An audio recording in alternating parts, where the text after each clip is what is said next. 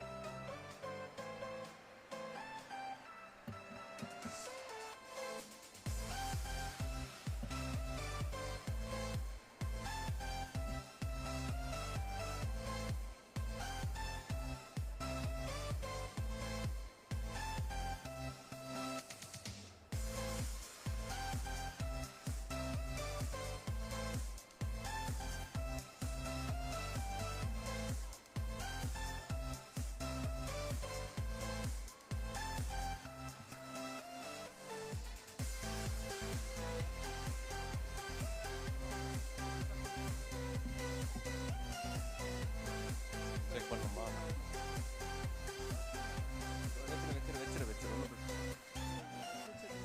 Sound வரும்.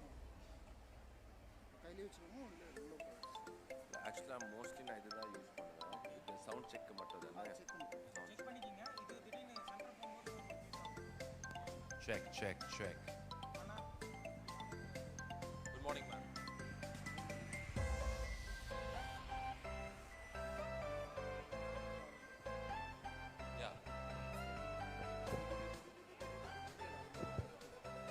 Overlapping, is it? Check.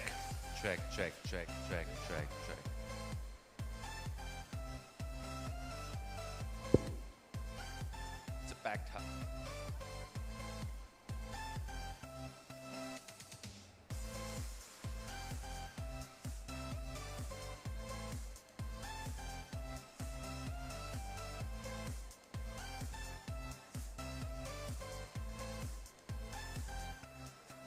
Mic in the sure. Okay, done. Okay.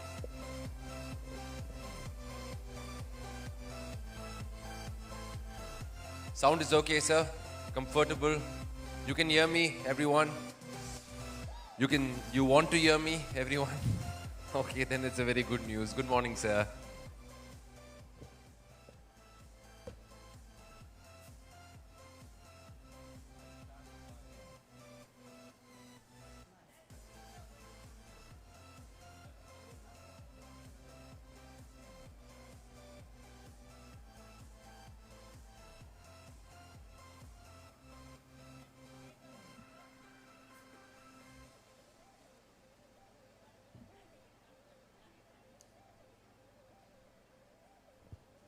Can we play the video which ma'am is asking for?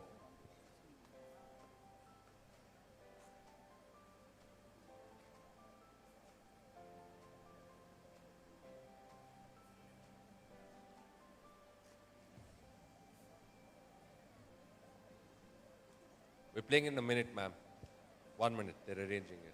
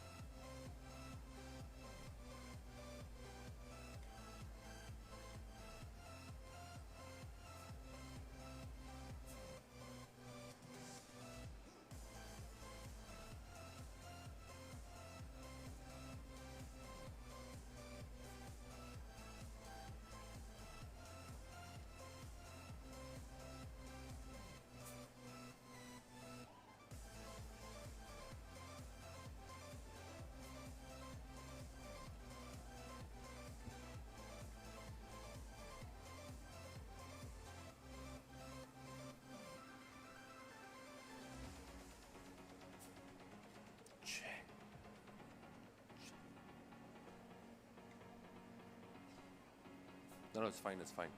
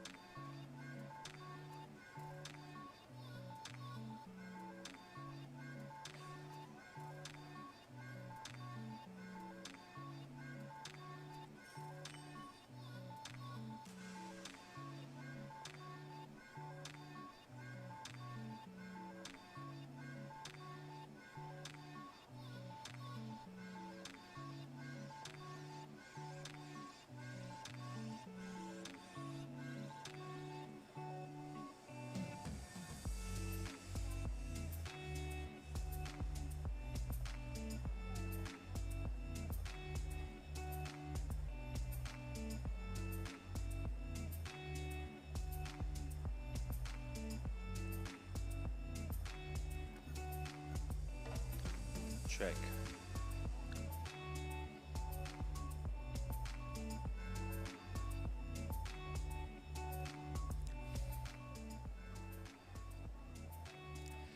All right. Good morning, good morning, good morning. The lights are on me, the spotlight's on me. We'll be starting in a few minutes, but before we start, there's always a warm-up before the match begins. There's a bit of a warm-up we always do before the big movie releases. There's a bit of a trailer. We'll be engaging with you, but before all of that, how many of you all are here out of the 3 days for the first day? First time? First day in the Conclave of 24? Okay, how many of you all are doing this the second day? How many of you all are, yes, of course, sir. How many of you all are doing it the third day? We're very, very lucky. All right, it's been a fantastic entire 3 days. The third day will be amazing, but I can assure you, the success of today doesn't depend on me. Doesn't depend on me. I'm taking the pressure off my shoulders. That's a good way to do it. It purely doesn't depend only on the guests who come, but actually it depends a lot on. It really depends on you all. It's an amazing platform for you all once again to learn, once again to grow, once again to get new ideas, become resilient for today, and make your plans for sustainable tomorrow from now. That's what it's going to be. You know what the theme is today? And for the past 2 days, you know what the theme is?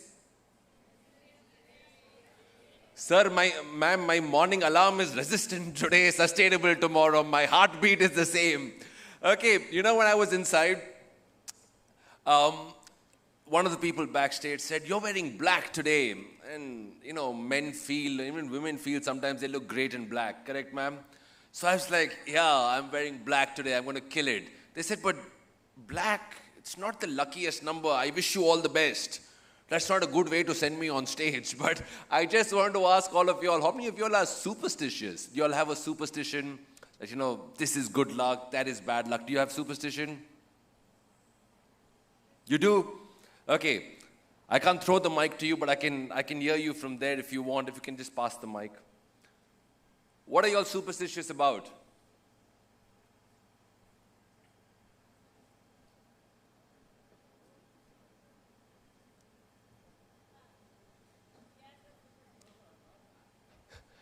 I think your good luck charm is her, and her good luck charm is you. What are you superstitious about, Madam Shisha? No? As practical as possible. You have a very practical man beside you. That's also true. What are you superstitious about? That you perform excellently well as an MC today. May his wish come true. May his wish come very, very true. What are you all superstitious about? You raised all your hands. What are you all? A color, a day, a number, a person, good luck, bad luck. You all have superstitions? No? Okay. Sir? Here. Where, sir? Here. Yes, sir. How can I miss you? Looking lovely in pink. Everyone is superstitious about thinking that their mother is the best doctor in the world before marriage. After marriage, our wife is the super duper doctor in the whole world. Likewise, sir, we always believe the teacher is the best teacher in the world, best guru in the world, until we get our mark sheet. When we get that, we're like, where do we go for tuitions? But they always say it is a student's conclave, a conclave for the students. I truly believe it's a lot for the teachers and the students as well. Yesterday we had a couple of guests. For those who were there, Mr. Shrikant Bola was talking about, and also Mr. Timothy Penau, he was talking about upskilling himself every single time. Keep changing, keep improving, keep learning something. At every point of life, we have to have a role model. We have to have an idol. We don't have to look too far, look at the TV screens, look at the sports grounds. We don't have to do that. Initially for us, it is our parents. Then it is our teachers. Then we get maybe our first boss. And then somewhere in life, you find a guru. But you never know who's that person who will be your guiding light. I believe your guiding light is someone who's a mirror and a shadow. A mirror and a shadow. A mirror that never lies to you and a shadow that never leaves you. If you find that person, keep them very, very close to you. And you never know, around you, you have some amazing teachers who are here to be your mirror and your shadow. Okay, we're set for a wonderful day. So many guests, so much to learn, so much to grow. But, one second. You, yeah. The second row, right, fourth. What's your name? Kriya. If you can leave the auditorium, I will call you after the first session, please. Please, let's not start like this. Please leave the auditorium, and I will call you after the first session, please. Thank you. Sometimes you got to do what you got to do. Thank you. Okay, let's keep the mood on. You know, in a classroom we have rules, and in the country we have laws. What are laws for? What are laws for? What are laws for? Kriya, 1 second. What are laws for? I want your answer. Why do we have laws in our country? To protect.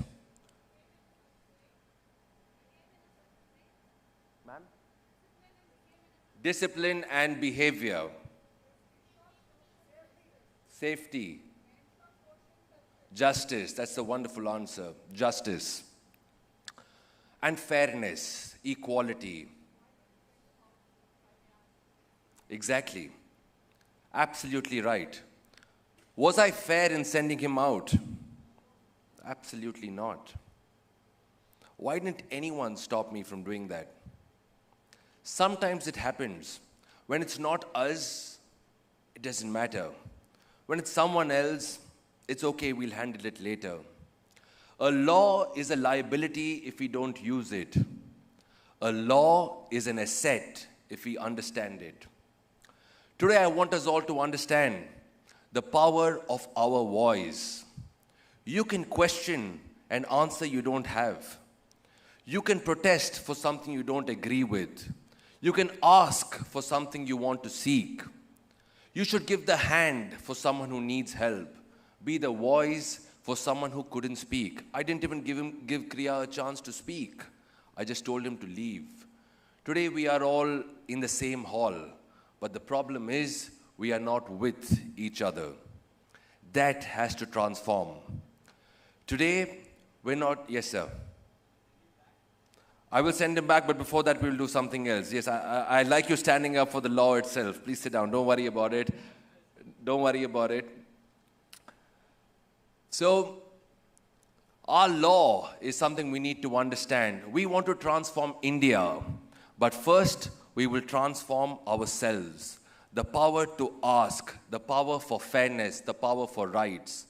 And when we transform ourselves to stand up for someone else, we will transform our country. That transformation starts now. You have a voice, and your voice will help others. Let's get started with that. Welcome to a transformational conclave. And Kriya, come here. Just to let you know, if you thought this guy is very rude, in case you thought that way, Kriya, come forward. He's a wonderful actor, because I had planned this out with him a couple of hours back. Kriya, tell them how good I am to you. He's a really good actor. He planned this perfectly, and it worked great. Good opening speech. Thank you, sir. Thank you. Clap. Round of applause for Kriya for being a sport. You know, yes, ma'am. Okay, pass the mic on. Now I can see people asking questions. Maybe you don't need an MC. You can do it yourself. Oh, you did? Okay, I'm too loud. That's a problem. I'm a very loud person. All right. So it is the idea for us to voice out when we see something happening in Kolkata, we see something happening in Delhi, we see something happening in the south of India, in the world. We look at the news. We have coffee table conversations, and we're like, something has to change. You know what transformation is in a very, very simple word? Education is realizing that we need a change. Transformation is being the change. And today, we will realize we have the power to be the change. To let you know that for the past 2 days, what all has happened, in case you all missed it, I must tell you, you missed a lot. But you didn't miss too much. We'll catch up on all of it. Coming up on the screen are the highlight videos which you ought to see, learn, observe, and enjoy.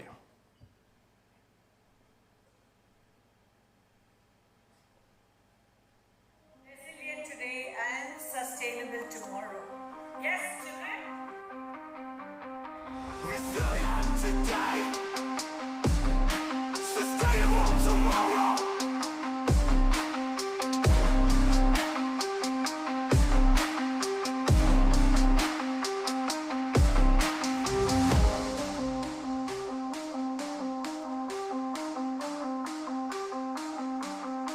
Resilient today, sustainable tomorrow.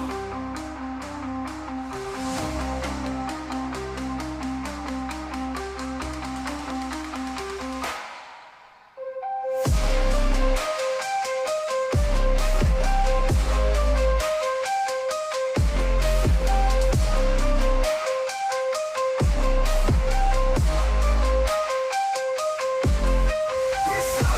today, sustainable tomorrow.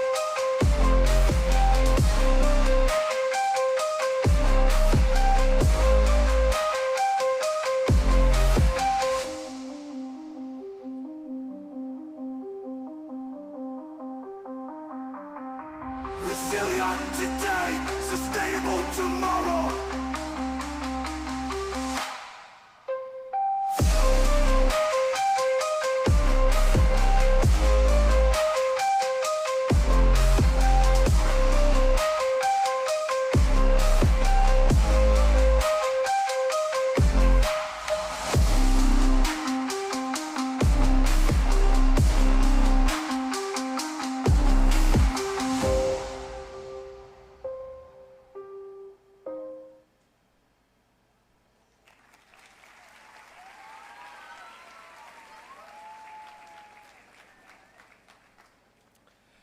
You know, ma'am, I must tell you something. I'm not in tradition, in definition, and alumni of SSVM. I'm not. Neither am I so young that I can be in the audience. But I must tell you something before we start off.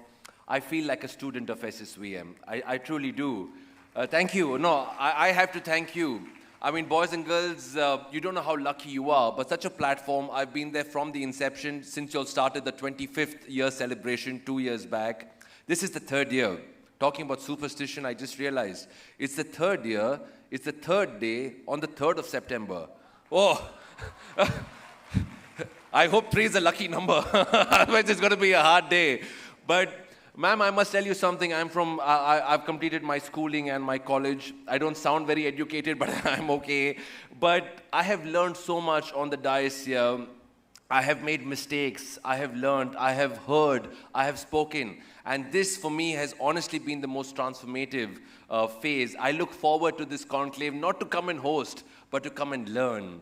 And I really want to thank the management and the SSVM team. Thank you very much for making me a part of this wonderful family. Thank you, ma'am.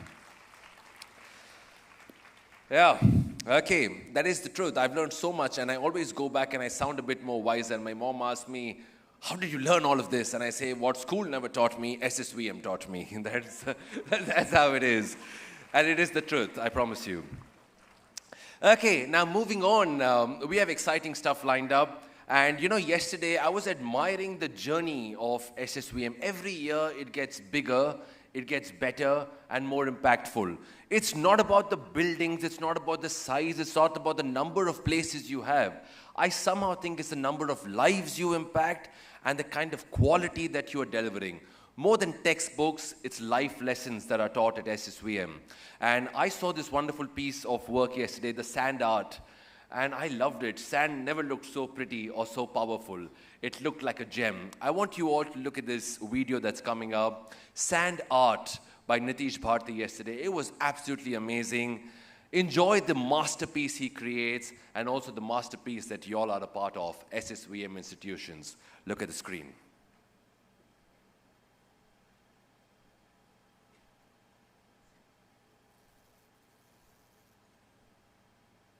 With a spark of foresight, from Dr. Mani Mekalai Mohan, a bold visionary for an education that transcends the ordinary. In a rapidly evolving world, we saw the need to create an institution that wouldn't just teach, but would shape the very future of our nation.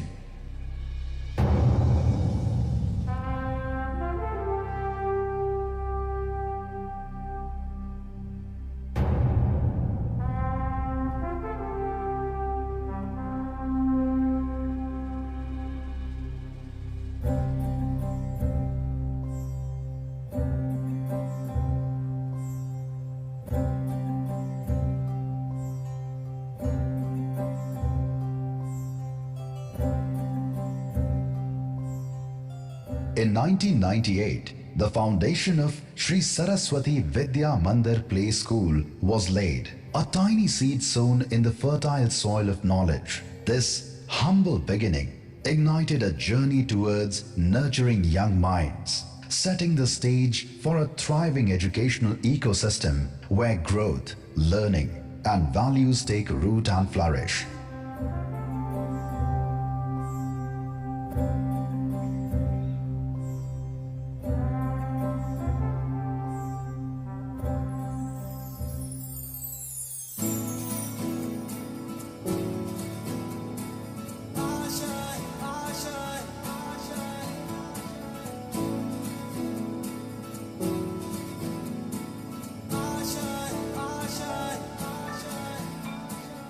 The year 2000 marked a transformative moment when the right to education was truly extended to every child. With the establishment of Atma Seva, an educational charitable trust for differently abled children, she planted a beacon of hope.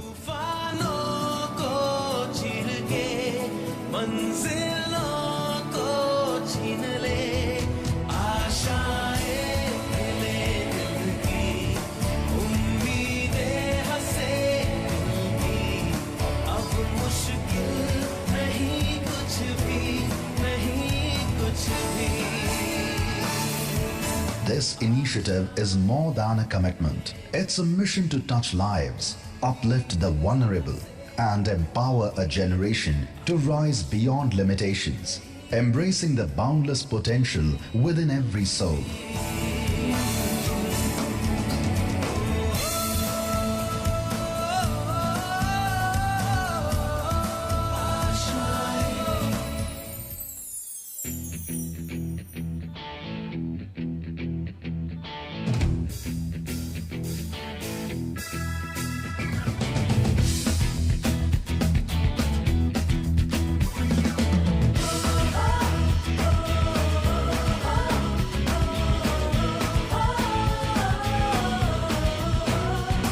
The journey continued to evolve in 2002 with the inception of SSVM Day-Cum Residential School, a milestone that laid the foundation for an education that exceeds textbooks and embraces innovation, holistic growth, and a global outlook. The founder envisioned a learning experience that transcends exam preparation, focusing on shaping students for life itself, equipping them with technology, nurturing a lifelong curiosity, and rooting timeless values that would light their path through every challenge ahead.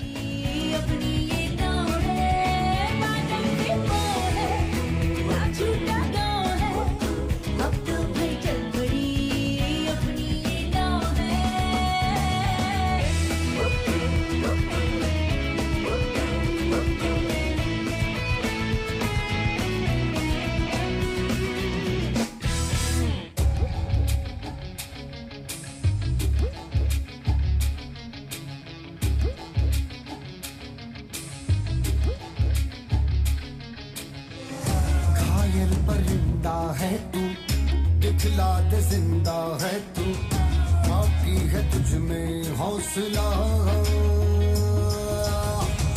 तेरी जुनू के आगे अंबर पनाहे मांगे, कर डाल तू जो फैसला, टूटी तकदीरें तो क्या, टूटी शमशीरें तो क्या. Driven by this vision, they ignited a wave of transformation in 2010 with the launch of SSVM World School, This momentum continued in 2013 with the establishment of Reed's World School and SSVM Vidhan Matriculation Higher Secondary School.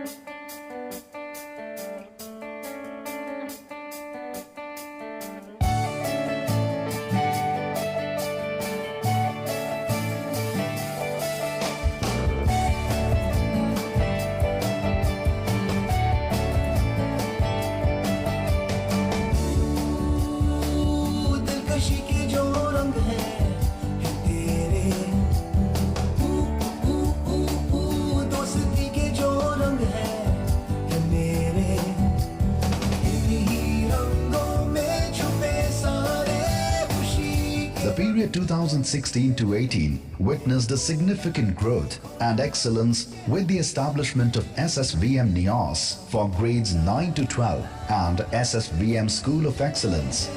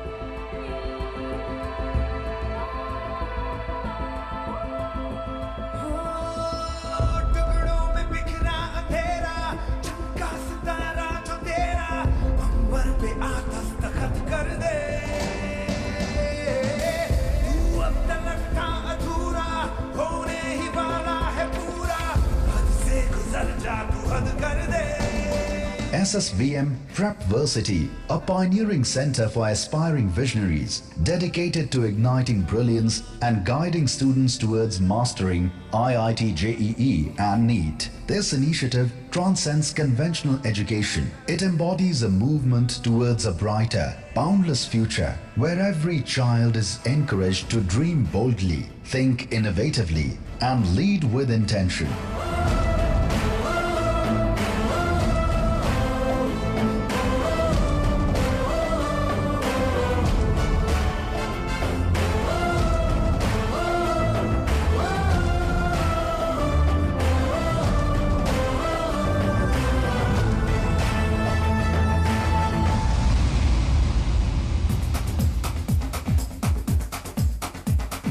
देखो देखो क्या वो पेड़ है चादर ओढ़े या खड़ा कोई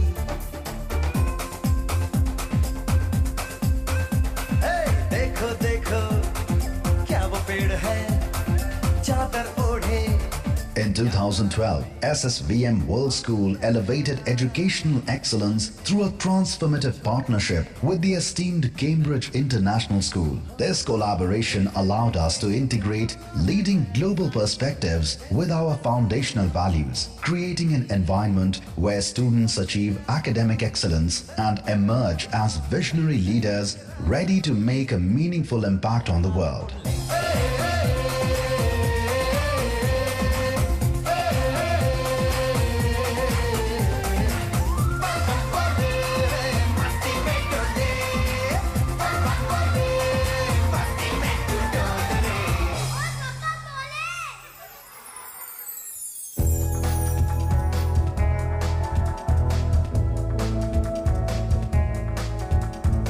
आजकल जिंदगी मुझसे है. At SSVM, we deeply value the early milestones of every child, viewing each small step as a cornerstone of their future. सारी खुशबुओं को सारी रोशनी को ले ले इन बाहों में तू अब है तू जहां दिन रात सारे नए हैं आरज़ू जवां जज्बात सारे. To support this journey, we proudly launched Ruh Early Years Premium Prep School, which serves children from 6 months to 6 years. Our focus here is on nurturing digital literacy, critical thinking, and problem-solving skills, ensuring that each child is well prepared to thrive in the 21st century and beyond.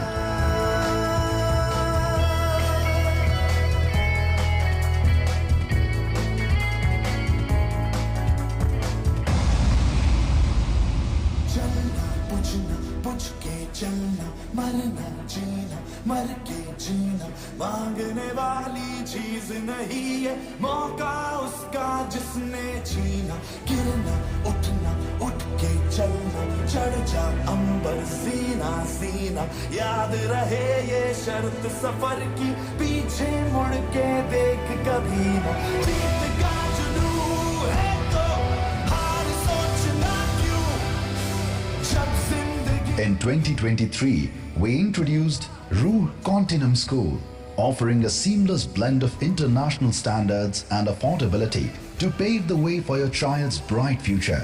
आसमां बनना है मैं एक बनना क्यों रहूं मुझे दास्तां बनना है मैं परिंदा क्यों बनूं मुझे आसमां बनना है.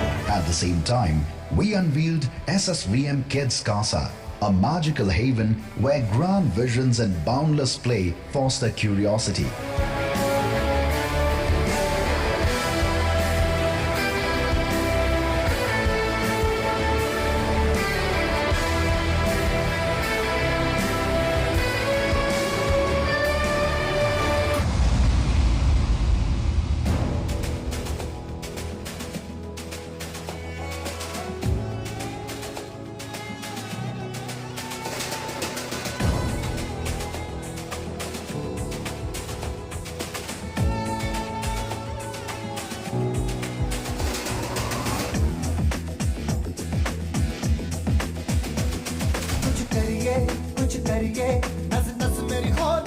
Since 1998, SSVM has been a beacon of educational excellence in Coimbatore and Mettupalayam, earning accolades such as India's #1 campus architecture and design and India's #2 most respected brand in schools, along with prestigious awards from Dubai's Global Education Awards and Education 2.0. These honors reflect our commitment to fostering excellence and shaping future leaders.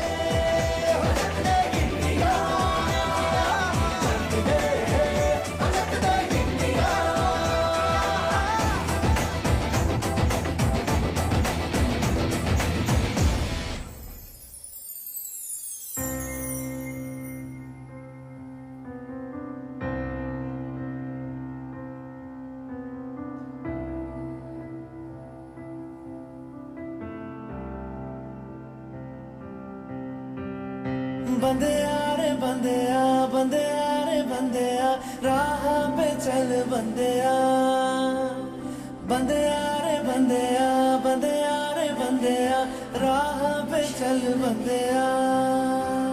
Today, SSVM is a vibrant network of over 10,000 students across 18 campuses, supported by more than 1,200 dedicated staff members. Each campus is a hub of creativity and learning, dedicated to turning dreams into reality and empowering students to achieve brilliance and purpose.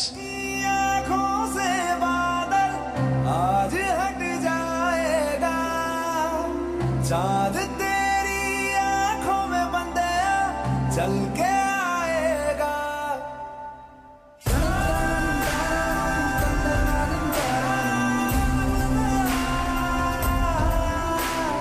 बंदेया रे बंदेया बंदेया रे बंदेया राह पे चल बंदेया. Our mission is to lead in education by shaping individuals who will drive the future. We offer cutting-edge facilities to nurture creativity, adaptability, and tech-savvy skills while fostering global-mindedness and cultural empathy. Our commitment extends to ensuring the well-being, safety and security of our entire community.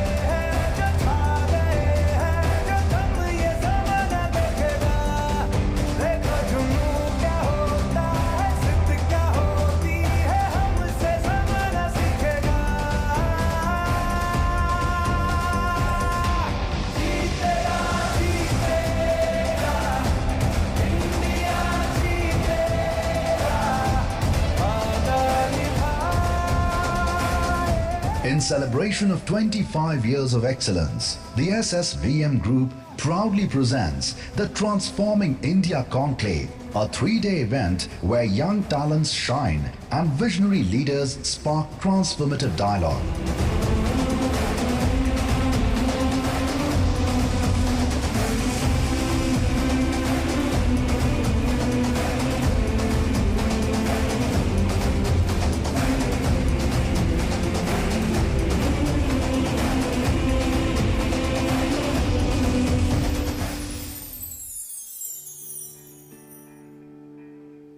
अपना है दिन ये आज का, दुनिया से जाके बोल दो, ऐसे जागो रे साथियों, दुनिया की आंखें खोल दो, लहरा दो, सरकशी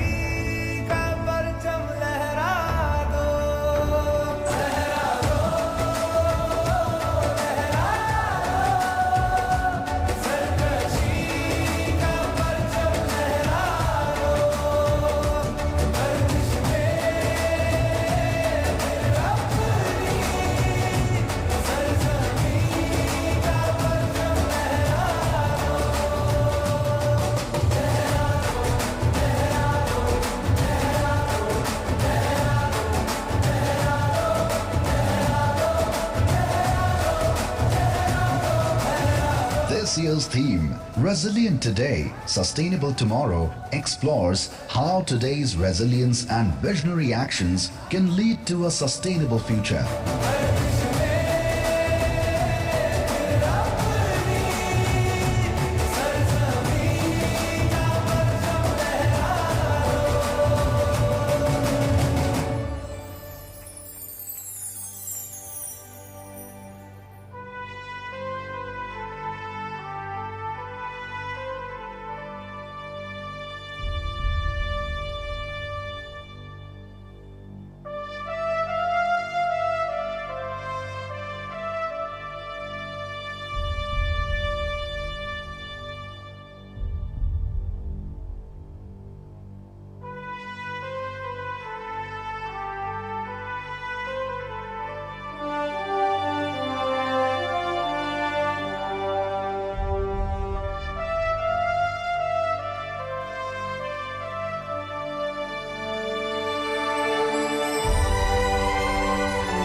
As we move forward, let's harness this moment to empower the next generation. These young visionaries are not just the future, but the architects of a brighter world. Together, let's champion their potential and pave the way for a future full of hope, innovation, and endless possibilities.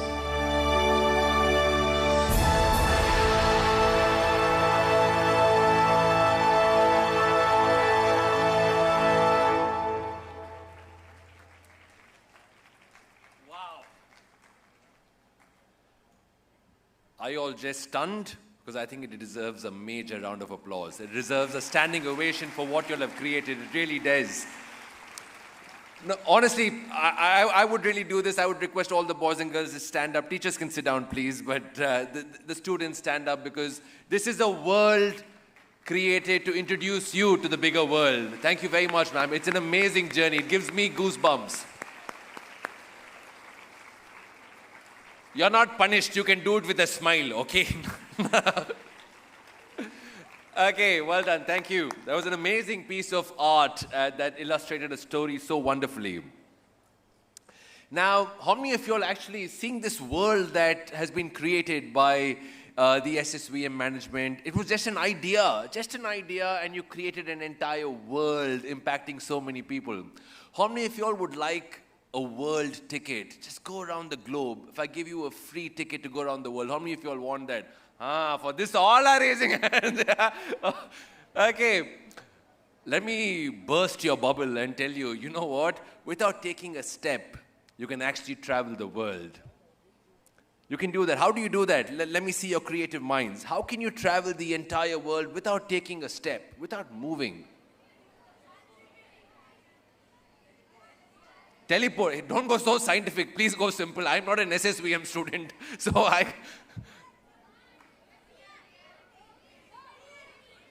Okay, very good. I think all the answers were right. Okay. But, you know, there are two ways of doing it, I think. One is pictures. Yesterday we had a wonderful workshop by Mr. Amar Ramesh. The magic of photography. You actually feel the vibe of a different place without moving a step. That's amazing. And another thing I've learned by reading zillions is books. You know, books is a space where you can actually go through chapter by chapter, start to end, and travel the entire world in a different space. There's another way of doing it.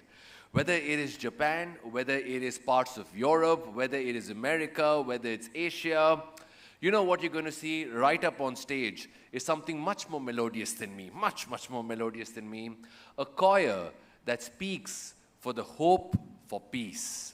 Through music, you will travel through traditions, cultures, people, beliefs, and we together will have a wonderful tour around the world. And Madam Srisha, this one is from the RU students. So this one's for you. Check out the stage, sit back, the music will take over.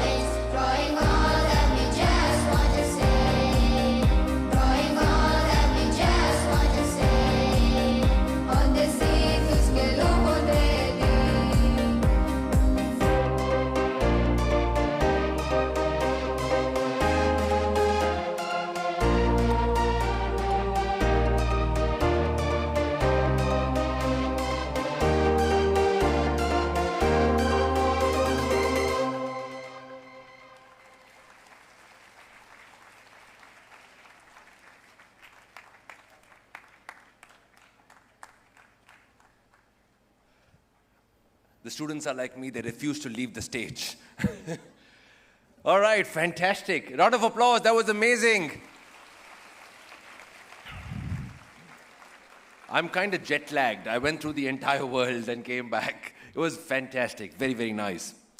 You know, which is the one country you all want to go to? Say one country and say it loud after all that you saw.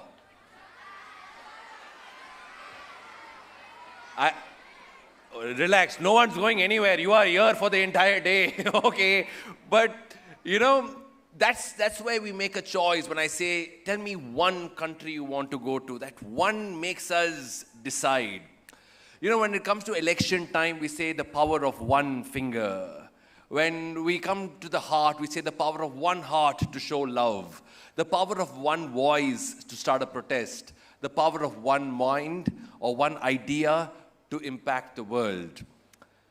It was a few decades back when one idea came by to a wonderful lady who remains young, never ages.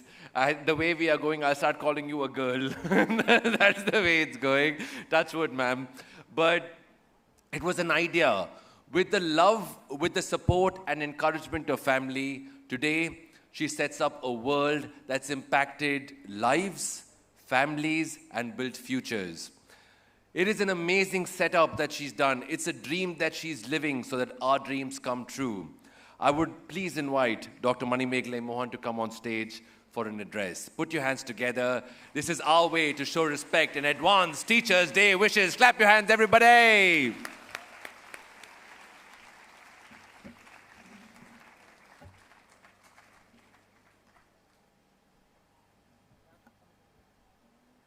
Will you stop clapping? Just checking.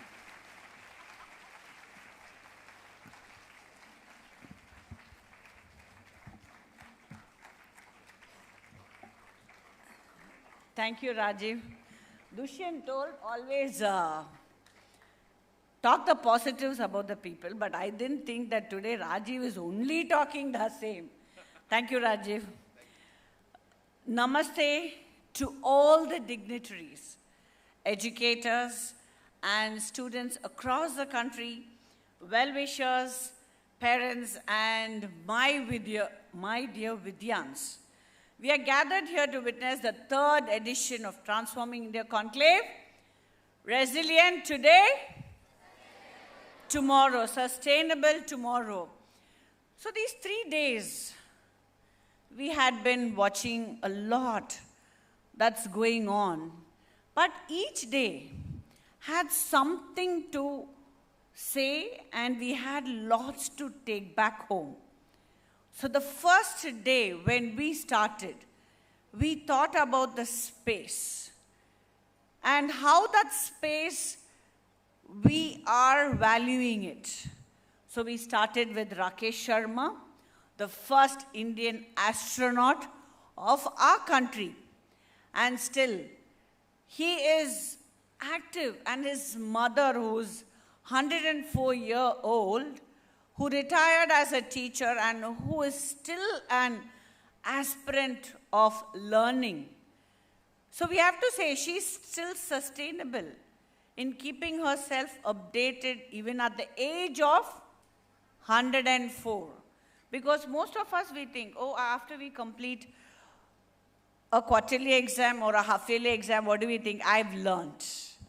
After we complete the board exam, what do we say? Oh, my board exam's over. Let me just keep away with things. And we wrap up the things. We wrap up everything what we studied until 10th.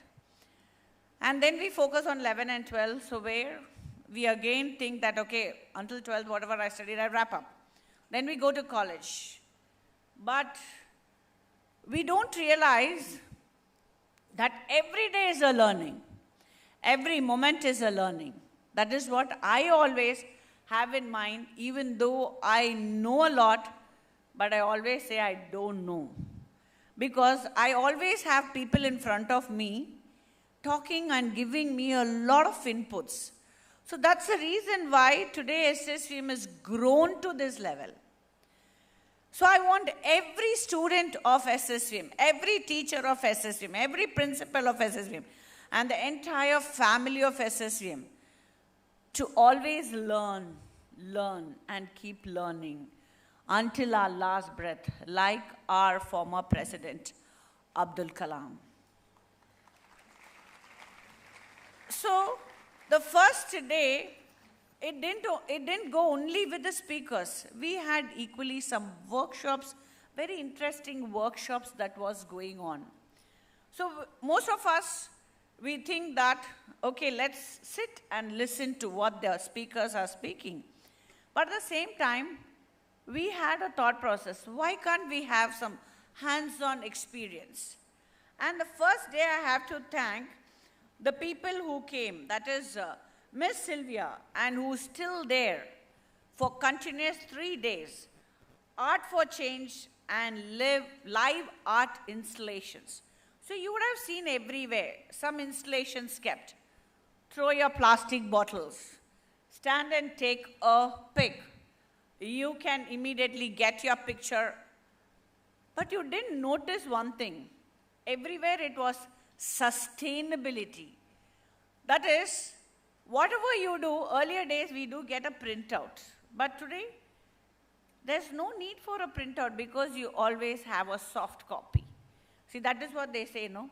When our thought process is soft, the nature is also taken care gently. The next workshop, the same day, what we had was Arun. Arun, he was again connected with nature. So the power by nature, that is, what nature can give to you when you are ready to support nature. Yes, that's obviously true because most of us, what we do, when we go in front of God, let me say something. This is very clear and which will make you understand what I'm trying to say, what Arun had given through his workshop. When we go stand in front of God, what do we ask? God, give me this, God, give me that, God, make my exam paper easy, God, I should get 100 out of 100 without me studying. And like this, on and on. But what does God expect? Whatever you ask, God will always have a thought process. Have you worked for it? But when we have not worked for it, God will say, experience it. So let's not be here to experience something. Let's be here to do something. Because only when we do from the bottom of our heart, with the thought processes being positive, things are fine. That's how we had our first day's second speaker, Dushyant. So Dushyant, Amber Connect CEO, he's not only with one country, he has with one business, he has multiple business, over 200 countries. And all the way he had traveled from Jamaica to India to meet you youngsters where you can bring a big impact to this society, to our country and to the world.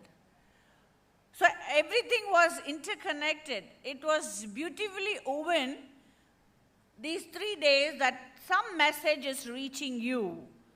And I always say that our students are like bamboo. You deep-root it, and one day you sprout it. So I know that the deep root, what you are going through, it is always deep, deep, deeper. When you sprout out, your heights should be unreachable. Then we had here the young gentleman who is here, Rajiv, where he had to do on next level content. See, it's like when our children, when they come to do an MC, each one of you, you have high potential. But what is that sometimes we go behind the teacher and say, ma'am, please check my content. But I want my students to go with your content because you are always ahead than the generation we are. So that's when we asked Rajiv, Rajiv, can you please do the next level content? He beautifully did it, and once he completed, I had to ask him, how was the session? Ma'am, your children are awesome. So just imagine anybody who comes in for a workshop or for a program or for a speaker, they say, awesome audience. So audience should not be awesome. Audience should be learner awesome. And at the same time, the same day, we had Rupendra Singh Sodhi, we had Palki Sharma. Palki Sharma's heights we all know. But one thing we should understand it. Her voice in the news is very strong. Her voice in reality, her speech in reality was very humble. See, this is what was that particular day's learning for us. Whatever the heights we grow, we speak thoughtfully, we react thoughtfully, and we are always thoughtful about the environment where we are. And Rubendra Singh Sodhi, who has reached enough heights, who is again, see, that is what we always say, no? Like, whatever we learn, whatever we do, give it to the society. That is what Rupendra Singh Sodhi is doing. Because his content was so strong in such a way that we all are more corporate. We don't think the route from where we are able to get so many things. Each one of us, we think of different profession, but we don't think about being a farmer. But you don't know, if each one of you think that you want to be a farmer, farmers will become soon a corporate. So let's be a change. This was the first day's takeover, and the beautiful performance done by the differently able people, the miracle on wheels. Wow. It's something, see, we all clap. The noise is loud. But for those people, you know what was the clap? It was only this. So, sometimes we forget that our noise itself is the biggest pollution. But our visual, the way each one clapped, the auditorium was silent. What does that say? Silence can create a big impact. But none of us, we feel for it. Last week I was in a very holy city. But I was able to hear horn sound honking everywhere. It was like I have gone to a peaceful place. But why are the people honking? Why are the horns going on and on and on? So it is not the problem of the people who's driving the vehicle. It's the problem of the people who have got immune to the noise. So when you are immune to silence, you will not like noise. When you are immune to noise, just imagine how many living things around that environment are affected. So that was a beautiful performance by Miracle on Wheels. First day. So this is how the first day ended up, with a lot of learning. The second day, yes, of course, we had the Vice President traveling all the way from US, Alma College, to create an impact that how education differs country to country. And it is a thought process, what he brought. Travel out for education, but come back to your own country to bring a change. Learning from your own country and then traveling out is not good. Travel out for education and come back to your country. So I feel proud in that way. Take it, my son-in-law, take it, my daughter Srisha and Nitin. Their education was abroad, but now both of them are inside India for the good. And I know what a big impact they have created in SSVM. So when they can bring this change, I know that each one of you who is inside SSVM, you can be the big change makers. Hope so. And to talk about the next speaker, Arun Krishnamurthy. Wow. How many lives he has transformed. Lives in the way we say is not only the humans, but the living things of this universe. Be it a bird, be it an insect, be it an animal. we say, Kali Yuga, we are waiting for Kalki. But we don't see people, there are so many Kalkis creating and working to bring harmony inside this earth. So Arun Krishnamurti, the way he was, his messages were very strong. That is what I have to say. His messages were very strong. How we can easily transform the Noyal, where we are in the Noyal bed. And how different rivers were running and how they had interconnected in between to create fertile lands. And the history, that is, we are talking about today. But the history before 1200 years, how the people like Kalingarayan had worked on revamping the rivers and the lakes. So it is we humans who spoil the environment.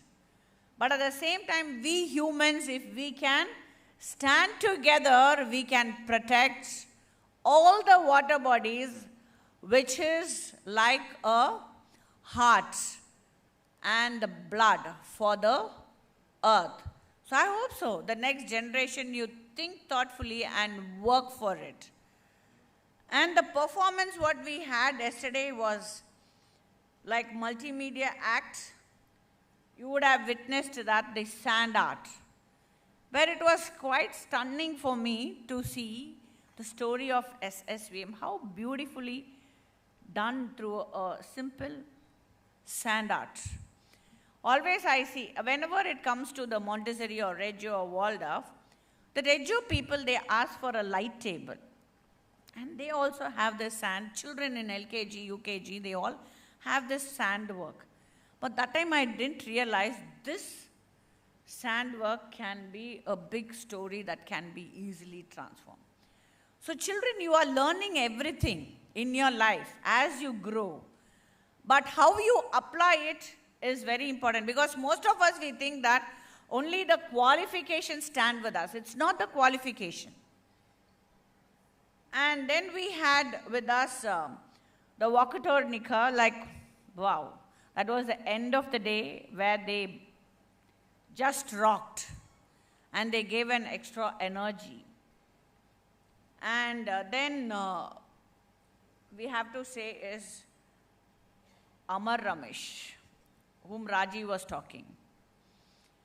Day before yesterday, when we all were having dinner together, I don't know how many of you have seen in the airport Incredible Tamil Nadu, the pictures. How many of you have seen that?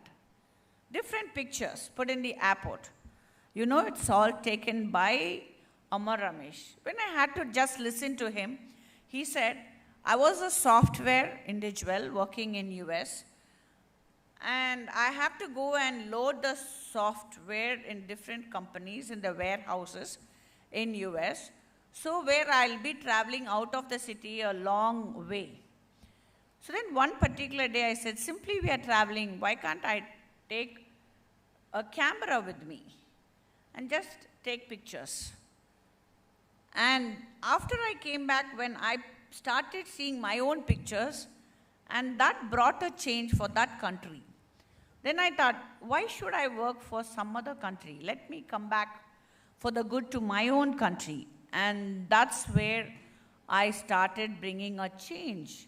All the lost form came to life.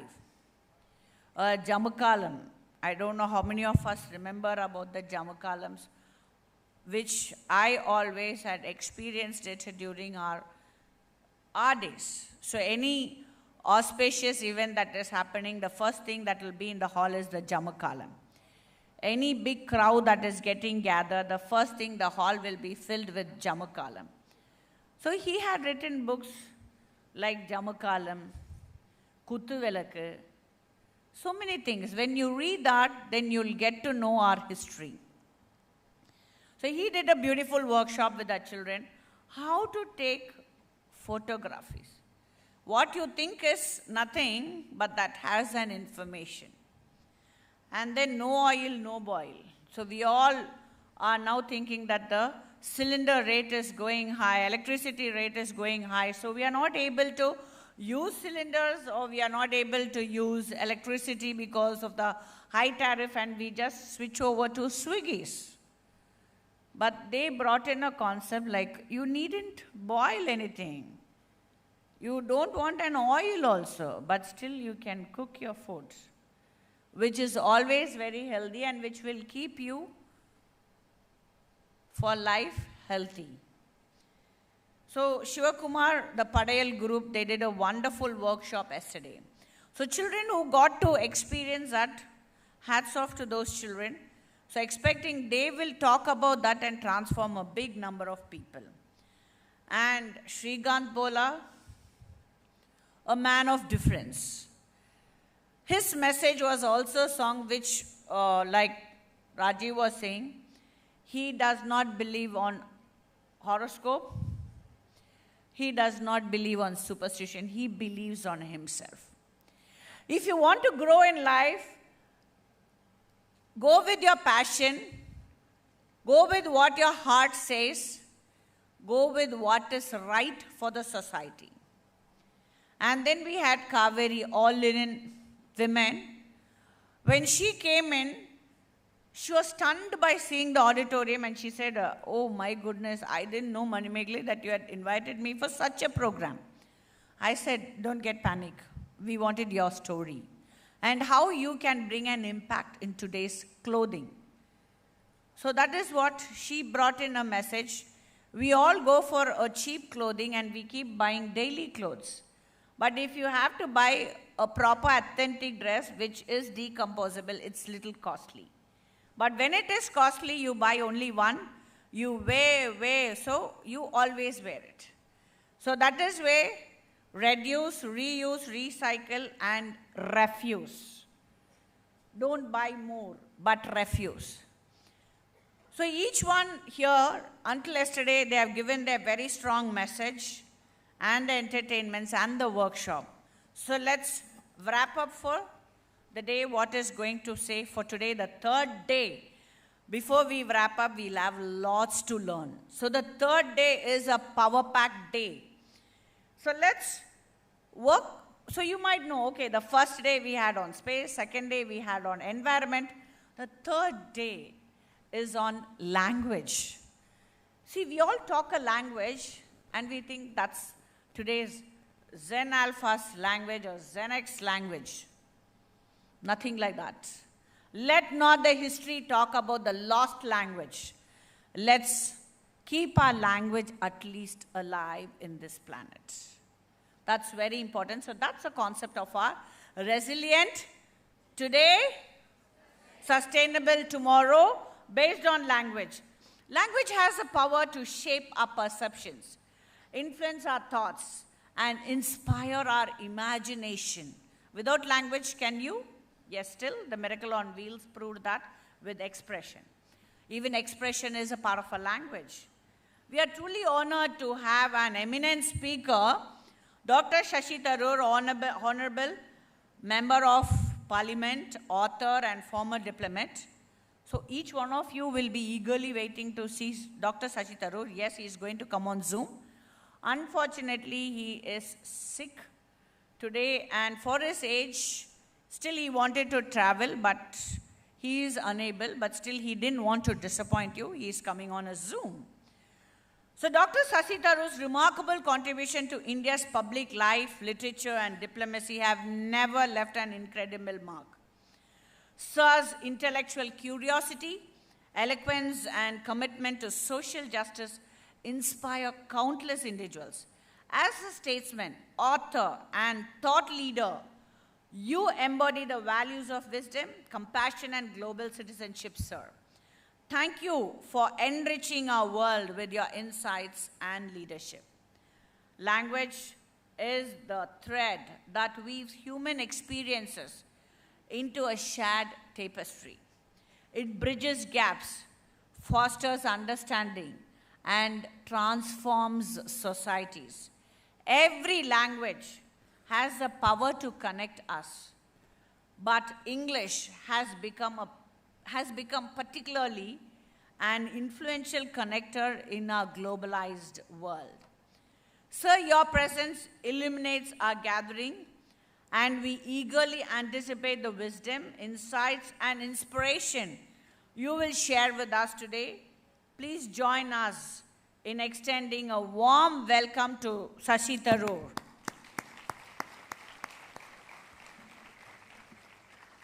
Here we have with us, how many of you have seen in Instagram and YouTube shorts, Kritikas? Quite a lot. Because one day when I was traveling in the car, just like that, a shorts came, talking about history. Wow, it's so nice. Somebody from Tamil Nadu.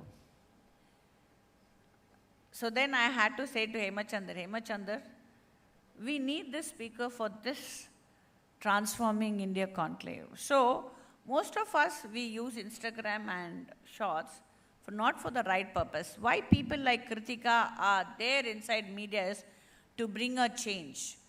Understand your history, value your country, and value your culture. Thank you, Kritika, for bringing a big impact in today's young generation. Kritika Govindsamy, content creator on Indian history, who brings history to life through compelling storytelling, narrative techniques, partners with historians. See, that's very important. See, today, whatever you think, you cannot speak. So you will have to recheck 10 times, 100 times whether the history what I'm going to talk is right. So she partners with historians, researchers, and content creators to enhance content quality. She builds a community of history enthusiasts among the youngsters. It's true. Thank you. So we welcome you, Kritika, and we are eagerly waiting to know what is that today you have for us. Ms. Shoma Chowdhury, award-winning journalist and founder, Lucid Line Productions and Synapsis Conclave, brings complex stories to life through compelling narrative techniques. So today you will be seeing all it's connected with language. She serves as a role model and mentor for aspiring journalists and storytellers. Mr. Rakesh Raghunathan, celebrity chef. See, he's a celebrity chef. But see, what is his strong message? Food historian who delights the audience with his expertise and storytelling, showcasing the diversity and depth of Indian cuisine. We thank him for serving up a plate of history, culture, and flavor, which is the need of the hour for the youth of our nation. Majority of us, we don't value our food. We say, oh, it has more carbs. It has junk. But you don't know, anybody who's born in the soil where you are, eat the food that is grown in that soil. Don't try to eat the food that is not grown in your soil, because we are all connected with nature, which will not support your body, where unnecessarily we become obese, and then we always have a term called body shaming. So let's live with the nature, and let's support nature through our food also.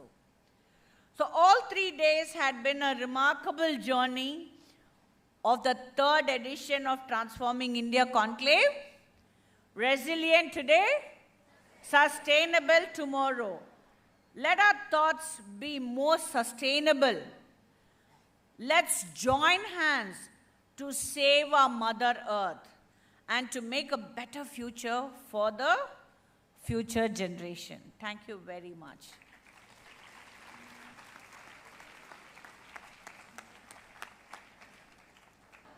Okay, let's move on to our first session of the day. Very, very strong, very impactful. They say food for thought, but here, my friends, the thought is going to be something you need to digest. Interesting conversations, wonderful hard-hitting questions, towards us, society, community, and the country. To speak about our first session and introduce our first speaker, I have from Ru Continuum, from grade 11, Miss Varsha on stage to speak about who's coming up. Keep the clap going, I can read your mind.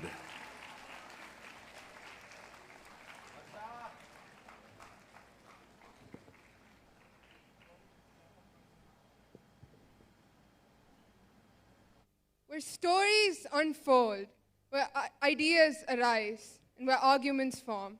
A start to the wide world of journalism. A very good morning to everyone present here. Have you ever wondered who is behind some of India's most fearless journalism? It's Ms. Shoma Chowdhury, an award-winning journalist, founder of Synapse, Think, and Algebra, all platforms for discussion and debate. She's also the founder of Lucid Lines, a company passionate about ideas and conversation. Ms. Shoma delves into aspects ranging from science to politics, technology to economics, leaving no field uncharted. She's respected for her eloquence and her ability to counter any argument. She truly is the personification of the phrase, never say no to a challenge. She's anchored more than 500 of the world's leading personalities. Ms. Shoma, you leave us in awe. Without further ado, please join me in welcoming the reliable, the resilient Ms. Shoma Chowdhury. A huge round of applause.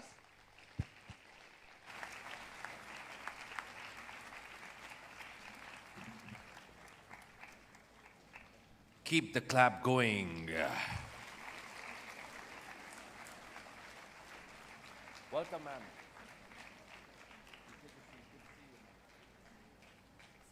Yes, ma'am. It's a little odd position. We'll tell you why. It's like, why are you making me look that side? All right.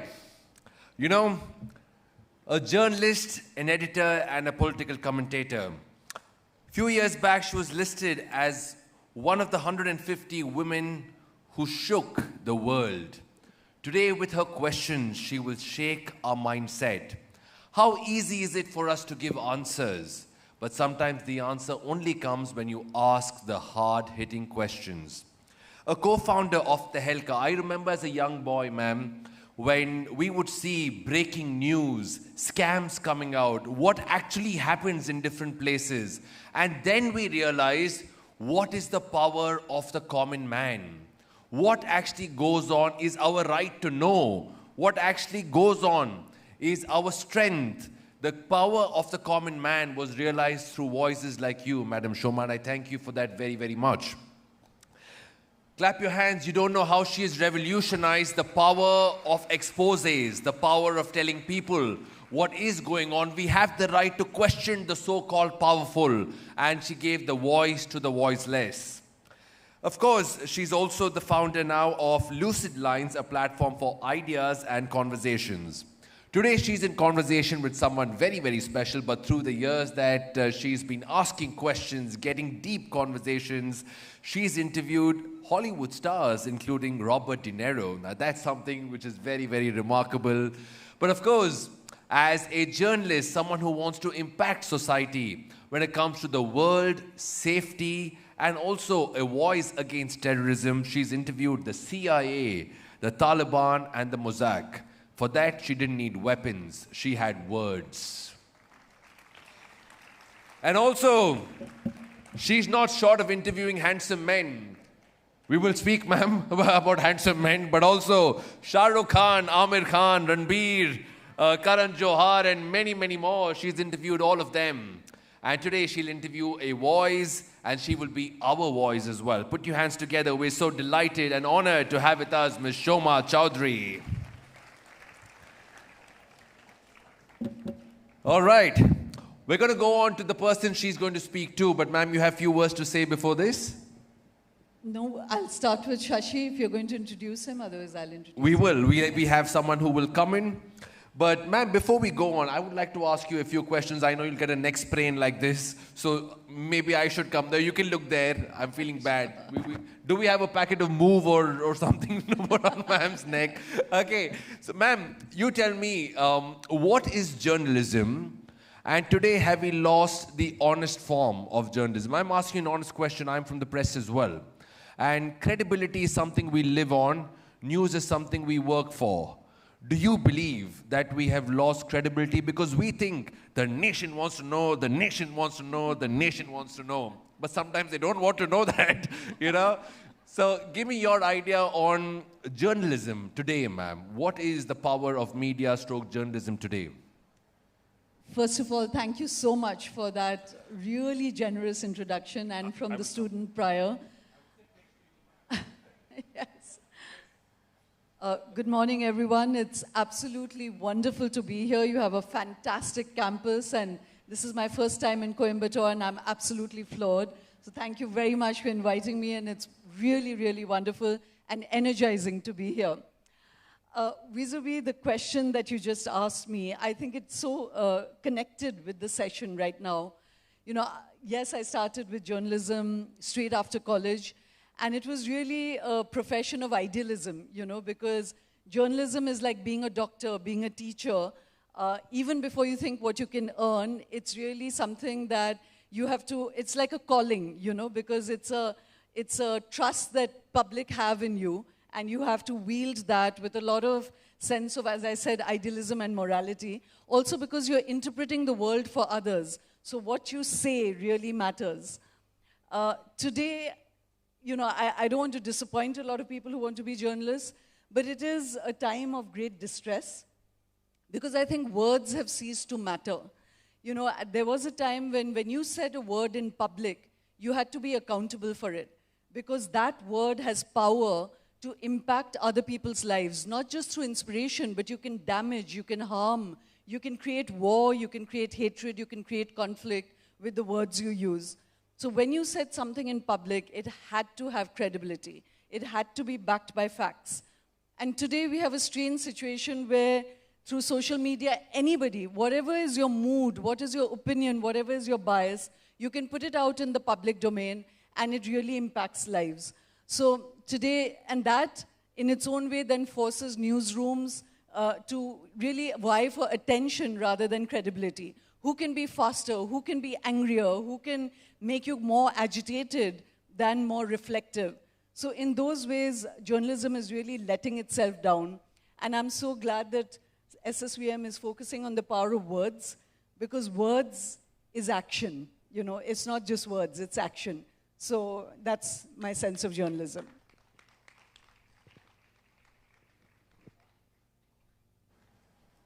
I won a 100-meter race now. That was the fastest I've done. Okay, ma'am, but as we move on, you know, it's not necessary for all of them. I want them to understand one thing, which I truly believe. It's not all of you all who want to become journalists who have a voice.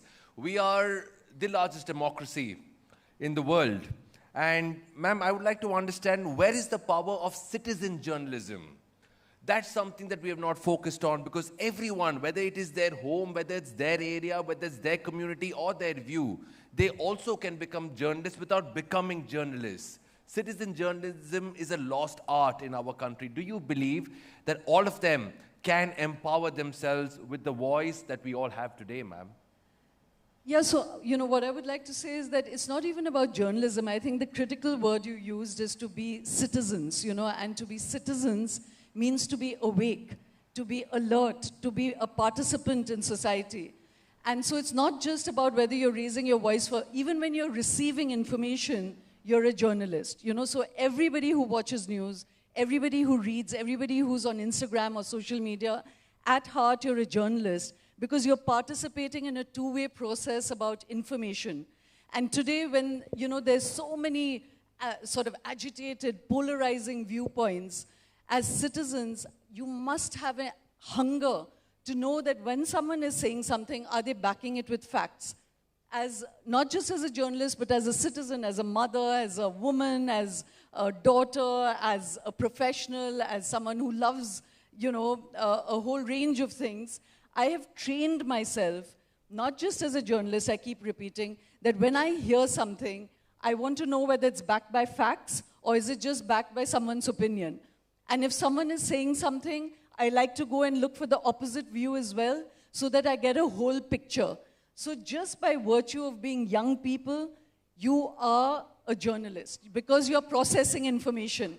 And that's something you have to train yourself to do to create a more peaceful, sustainable, and resilient world. Super, perfectly said. Coming from someone like you, I think it really is going to be inspiring for them as well. To understand your power is the greatest strength of transformation.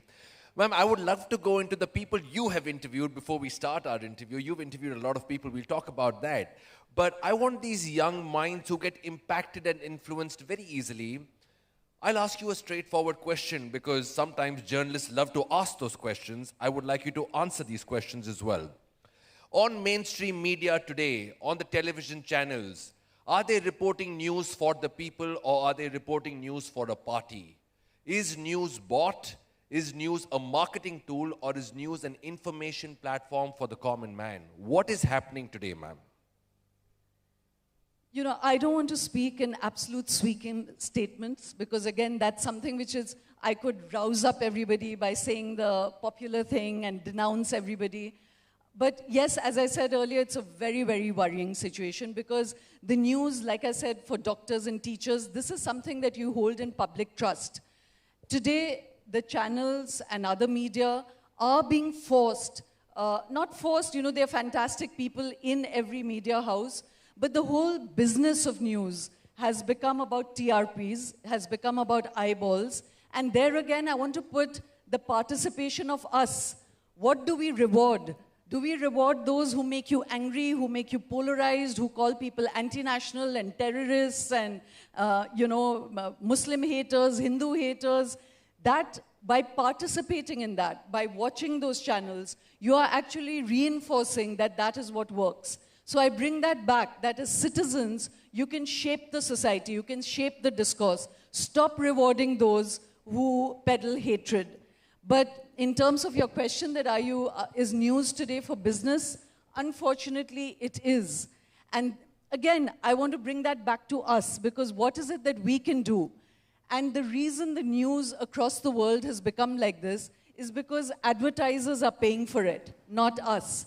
So we are happy to pay for a cup of coffee. We are happy to go and buy a shirt that costs us 1,000 rupees, but we will not pay for intellectual things that matter, for news, for art, for cinema, for creative things. And that's why the entire model of it is completely becoming something that harms us. So I bring that back to each of us. Yes, the world of news has become very compromised. Not all of it, but too much of it. And we have to take it back. We have to take it back by being very alert, by participating in it, and by not rewarding those who push society towards hatred for money. Fantastically said. It requires voices like this, strong voices, fearless voices, honest voices. Ma'am, thank you. They're very well said. You've interviewed so many men, but it's now time for us to go into our hot interview today. To introduce the speaker as well, the interview will be between two amazing speakers, wonderful conversations. To introduce the person coming up on screen, actually doesn't require introduction, but still, we will have to do this. From grade 10, from SSVM World School, Srinika, come on stage. This is your honor. It's a memory of your life to actually introduce our VVIP. Come on stage, Srinika. Quixotic, obfuscate, sesquipedalian, melange, verisimilitude, sycophantic. Whoa, just saying those words makes my head dizzy. But these are some of the words used by one of the greatest personalities of our time. He's a powerful orator, acclaimed author, and a member of parliament in India. A true polymath, he bridges the worlds of literature, politics, and diplomacy. Very few people are as remarkable as this man, and I know you're eagerly awaiting to hear from him. So, without further ado, ladies and gentlemen, boys and girls, please join me in extending a grand welcome to the one and only Dr. Shashi Tharoor. Hello. Hello, Shoma. Hi, Shashi. I wish we had you here on stage with us. But I wish I could be there till Sunday night. I was expecting that I would very much be on a plane to come to you all, but I've had the most awful gastroenteritis. Even my illnesses seem to have long words, but what to do? It's been terrible. I've had to go to the toilet repeatedly, threw up, vomiting, very, very unpleasant. Had to take an IV drip for 2 rounds, morning and night last night, just to be able to be well enough to speak to you all today, after which I go right back to bed, I'm afraid. Shashi, you look $1,000,000. So if you look like this when you're ill, we can imagine what you look like when you're well. You know? It's very temporary. Shaved, showered, and washed just for all of you, and for the wonderful students of SSVM. And I want to thank Mrs. Manimekalai, Dr. Manimekalai Mohan, for having organized all this and really having tried her very best to bring me to you. I would so wish I could have fulfilled it, but she would have to imagine my level of exhaustion to get me to say no and keep me away from such a wonderful audience. So, shall I just flow right into it? Shashi, it's fantastic to have you with us, but I just wanted to frame the conversation before diving into the interview. You know, wonderfully, SSVM has framed this session as words and wisdom. And, you know, Dr. Tharoor has just written a book called The Wonderland of Words. And there are 2 beautiful quotes there, which I wanted to share with you. One is from the poet Rumi, where he says, don't raise your voice, raise your words, because it's rain that makes flowers bloom, not thunder. So that again shows you the power of words. And he has another wonderful quote, which is that alchemists, you know, alchemists who turn lead to gold, but he says he's quoting someone who says that alchemists are not those who turn lead to gold, but those who turn worlds to words. And as I was saying earlier, the words we use literally shapes the reality of what we are facing, and how you describe a situation is really the reality of that situation. If something bad happens to you, you call it a disaster, you're overwhelmed. You call it a challenge, you can overcome it. So that's the power of words to change the nature of reality. And language is so important, especially in a country like India. I don't know if many of you know the statistics. We have 19,500 dialects, 780 languages, 120 of those are spoken by more than 20,000 people, and we have 22 official languages. No other country on the planet has this richness and heritage. That's the amount of power packed in there. And Shashi Tharoor is a master of that. One of your students just said he's a sesquipedalian. That is somebody who uses long words. He does that for fun. But in his career as a diplomat, as a politician, he is one of those few public intellectuals and public figures who uses words with care, because he uses words as action. He describes situations, he describes the country, he describes politics in a way that elevates, which allows flowers to bloom rather than to trample. So it's a real honor to be talking with Shashi Tharoor today. And Shashi, thank you for joining us despite everything that you've suffered since yesterday. Thank you so much, Rama. Good to be with you. And you know, you read those 2 quotes from my 3 epigraphs. Let me read the 3rd one.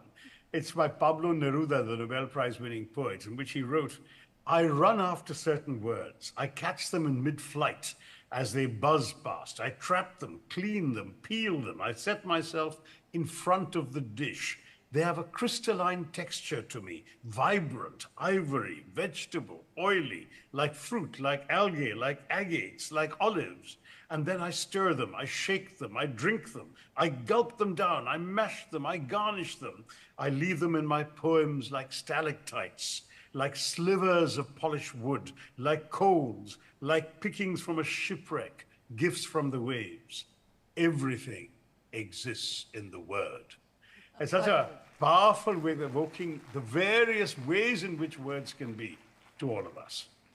So Shashi, I wanted to start with the fact that really, you know, we had Suhani just doing a fantastic show about magic, but I really treat words as magic. Like I said, it can alter realities. So just to personalize this a little bit, Shashi, where did your fascination for words begin? When did you begin to see it as a tool of power and shaping reality? in my childhood, Shoma, I was an asthmatic child. And not only was I rather severe asthmatic, it was in the days before inhalers and nebulizers and so on. So all you would get were these very powerful tablets that made your heart beat like a percussion drum, and you couldn't sleep. So I would sit up in bed, barely able to breathe, whole day and night when I was ill, which was at least once a week, if not more often. And what do you do in those situations? I couldn't, there was no television in the Bombay of my boyhood. There was no, of course, no Nintendo, no PlayStation, no laptops, no mobile phones. What there was books. And I therefore started reading precociously young. And because I was the eldest child in the family, started reading my parents' books before I could understand them.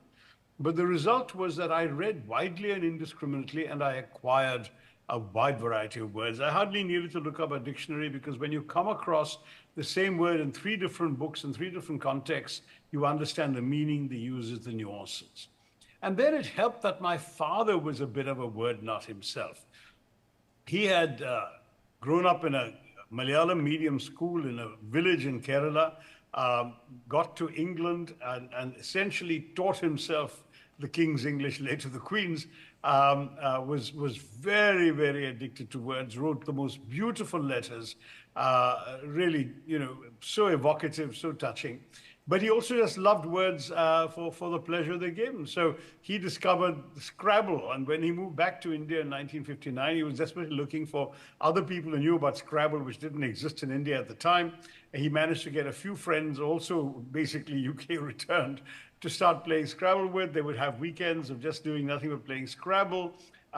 When my sisters and I were born and started growing up, he got us involved in word games. He would write a big, long word on a piece of paper and make us derive shorter words from it, for example. So I, being the older child, had to get words of 4 letters or more. My sisters initially were allowed to have 3 letters and more. So we discovered the fun of words. Sometimes he would give us jumbled letters, and if we could get them all together into one word, then we got a prize, this sort of thing. So word games were very much a part of our family life growing up. He even invented what later got, I suppose, reinvented as Wordle, which is that he would imagine a word in his head and ask us to guess it. The Wordle is much more helpful. It gives you green squares when you get the word in the right place, and yellow squares when you get the letter in the wrong place, and so on. My father would just tell us how many letters we got right in his 5-letter word. And we had to then guess. The whole thing was, words became an object of fun. But I do believe it's important to add one thing. He also taught me that words matter precisely because of what they convey. It's never words for their own sake. Words can be fun for their own sake, but ultimately they matter because your own thoughts are inchoate until you can put them into words to convey them to others. And so using words to embody thought and ideas is what I grew up valuing from a very young age. I'm so glad you emphasized that, Shashi, because yes, words for fun, words for pleasure. But I wanted to share with the audience somebody that I just interviewed yesterday, in fact, and it pertains to the idea of words.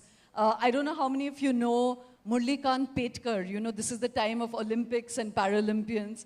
He is actually the first Paralympian in India to win the gold. And he was a soldier. He took 9 enemy bullets. He was paralyzed at 19. And then he convinced himself that he was not going to be defeated by that. He did not call it a disaster. He called it a challenge. And he ended up being the first gold medalist of India. He still has a bullet in his spine. It cracked his skull, all of that. But the reason I say this, Shashi, is that when he was a child, his village used to call him Chandu. And that made him so angry, because it was a token name. And he used the power of words. He said, I'm not Chandu, I'm a champion. And he said that when he was 7 years old. And he ended up facing so many hardships, but the word champion was so powerful in his mind that even after he was paralyzed, even when he was in a coma for 2 years, he still ended up living out the dream of the word in his head, which was to be a champion. And Shashi, so that brings me back to you. You wrote your first book when you were 10 years old. It was actually published, You started writing when you were 6 years old. And right through your public life, you've used the power of words. So I actually want to focus on a few words that I think a student community would care about. Let's start with the word curiosity, you know. What does the word curiosity in your own life mean? And can you think of anybody, like I just shared the story of Murlikant Petkar, who embodies the power of curiosity for you? Gosh, well, I mean, curiosity, of course, is extremely important for kids because the curiosity to learn. In fact, when I'm usually asked to teach children a new word, which is unfortunately the kind of question I don't normally like getting, I always tell them one simple four-letter word: read. Because if you read, you can develop your curiosity, you can pursue your curiosity in different directions, you can find out so much about the world, and you can learn about it. I think the story that most appeals to me is about the 103-year-old lady in Kerala who got herself... Sorry, Shashi, I couldn't catch that. Can you all hear him? A 103-year-old lady in Kerala who was so curious about reading and literacy that she actually learned to read at that age. She'd never been in school. She'd grown up illiterate all her life, had children and grandchildren. And then her curiosity said, no, I'm going to, it doesn't matter that I may not live to pass my thing, but she'd studied and she became literate and she got a certificate from the Kerala government. Now, this is the kind of curiosity that I think motivates people and keeps it going. When I was in the education ministry as a minister, I remember going to an adult literacy center and coming across a girl who had always wanted, a lady who'd always wanted to study as a girl, but who had been told by her parents, girls don't need to study, you stay at home and work in the house, you look after your brothers and this and that. And she was pulled out after the second grade. And so she had just barely learned. She didn't, of course, retain any of that. And then again, she lived a life that was an illiterate life. And then I met her when we had got these adult literacy classes going in a village. She's in Tamil Nadu, in a place not far from Kanjivaram. And so I asked her, now that you've learned, she wrote her name for me very proudly. And I said, now that you can do all that, you know, how has learning to read and write helped you? And she said, I can't tell you, when I go to the bus stop, I can now read the names of where the buses are going. I don't need to ask anybody anymore. When I go to Kanjivaram town to get anything done, I can read the signs. This, she said, is what has changed my life. And so that kind of curiosity about words and reading has really touched and impressed me in different situations. I think that curiosity is important. It's also important for facts, figures, knowledge, because the world has so much more to offer than we'll ever find out. We should pursue our curiosity to the extent that we possibly can. So, you know, that's a wonderful story, Shashi. And again, I want to come back to the power of words, and the themes for this gathering is resilience and sustainability. And I wanted you to just maybe talk about the thought of sustainability around words. Earlier, you know, I was being asked, how has the public world of words become corrosive and toxic and poisonous? You know, I was just thinking, for instance, the way we describe people. Let's take America right now. We'll come back to India. But the way Americans would describe Native Americans, you know, the people, the original inhabitants of America, was as savages. And when you call someone a savage, you can just kill them and it doesn't matter, you know. But today, when you call them Native Americans or indigenous people, then you are interested in their knowledge system. You are guilty for having killed off entire people as savage. When you call people anti-national, you don't need to know why they are upset. You know, you can just call them anti-national and put them in jail. So that's the power of words. So I want to come back to you, Shashi, in your public life. And, you know, these are students who are going to now who are going to shape public life and the future of India. How would you interpret the power of sustainability and relate it to words and what's going on in our public life? Well, look, words are always linked to context, I'm sorry to say. The same thing that if I say to some of you in a conversation in the living room may be understood or heard differently by a mass audience. In fact, I think I'll tell a story against myself because you're familiar with this famous episode when in my very first year, my first months in politics, I was asked during the government's declaration of an austerity drive by a journalist in writing on the social media Twitter, Mr. Minister, does this mean you will travel cattle class?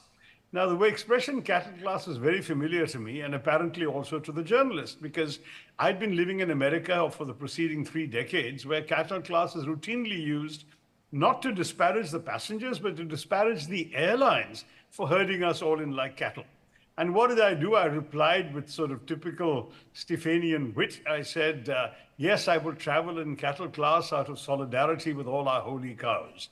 Now, I said that and went off to Liberia and Africa on an official visit. It took me 24 hours to get there. And in the meantime, apparently, the dung hit the fan in India. Everyone, even in my own party, was denouncing me and accusing me of elitism and worse, of disparaging economy class passengers as cattle, which of course is not what I had meant. I was just using a routine phrase.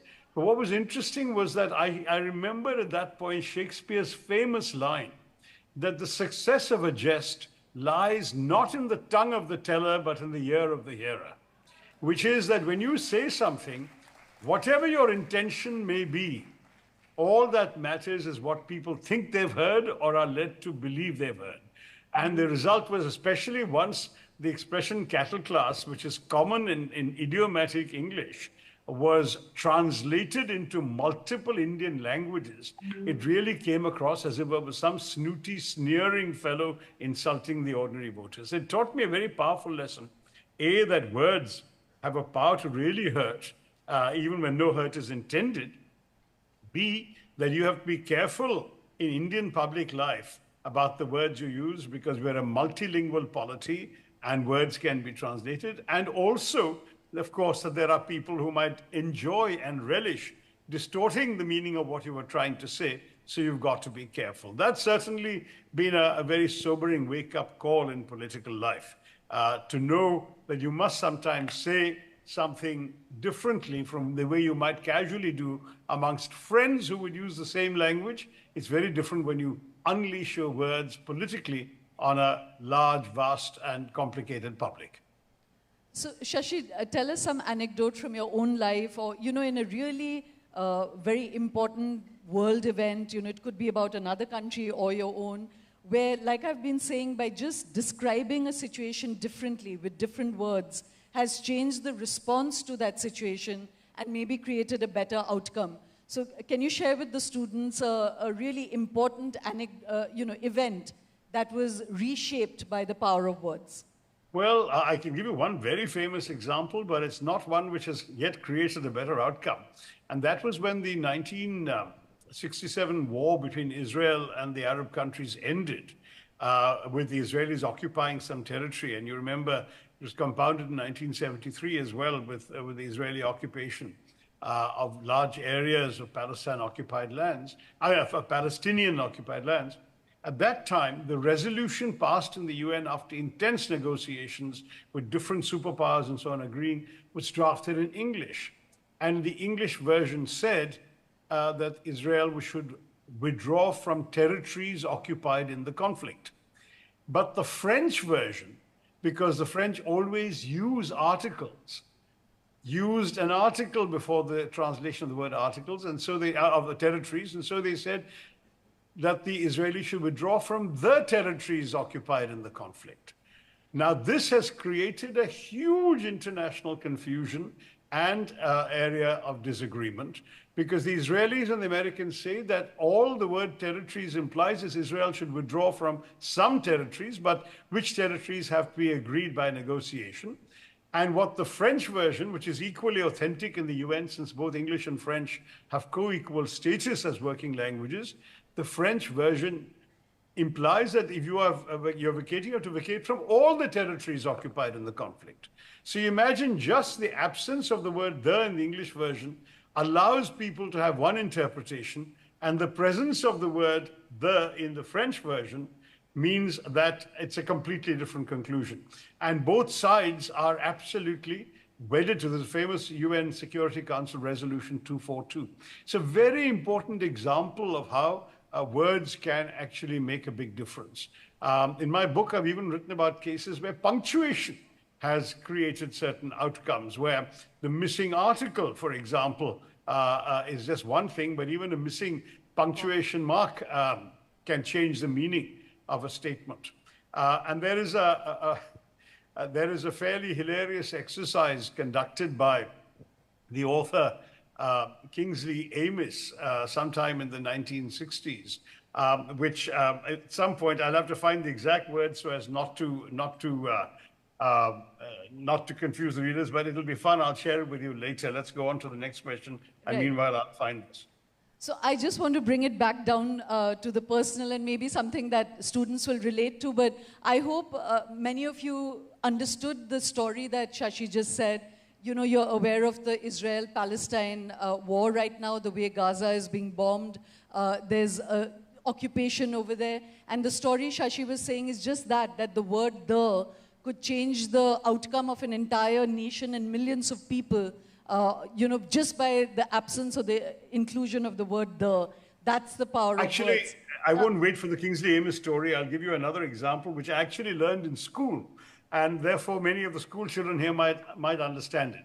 It is said that in a co-ed class, the teacher wrote the following words on the board and asked the students to punctuate it. "Woman without her man is useless." So apparently the boys wrote, "Woman, comma, without her man, comma, is useless," full stop. And the girls wrote, "Woman, exclamation mark, without her, comma, man is useless." So you can see how even punctuation can change the meaning of a word, of a sentence. Right. So, Shashi, that's a good entry point to my next question. I would love to hear from you the power of words in the context of love and of relationships and wooing. So either I'll give you, I would love to know one from your own life, when you have used words to woo a woman and succeeded, and when it has boomeranged on you. I'm certainly not going to go down any personal revelations like that.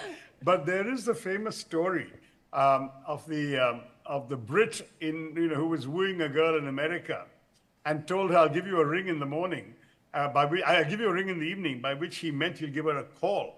But the American woman understood that to mean an offer of an engagement. "I'll give you a ring in the evening."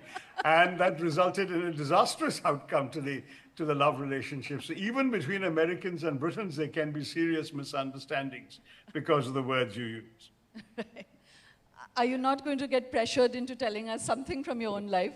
Maybe from when you were a student, you know, let's not get into What I would adulthood. say to the young people here is that words have their place in emotional relationships. Don't get so philosophical on us, Shashi. Tell us a story. And certainly writing notes to the boy or girl you like in your classroom and slipping them quietly across can be very beneficial. Though in one case, a friend of mine tried that, and the wrong girl got the note, which created all sorts of awkwardness for him.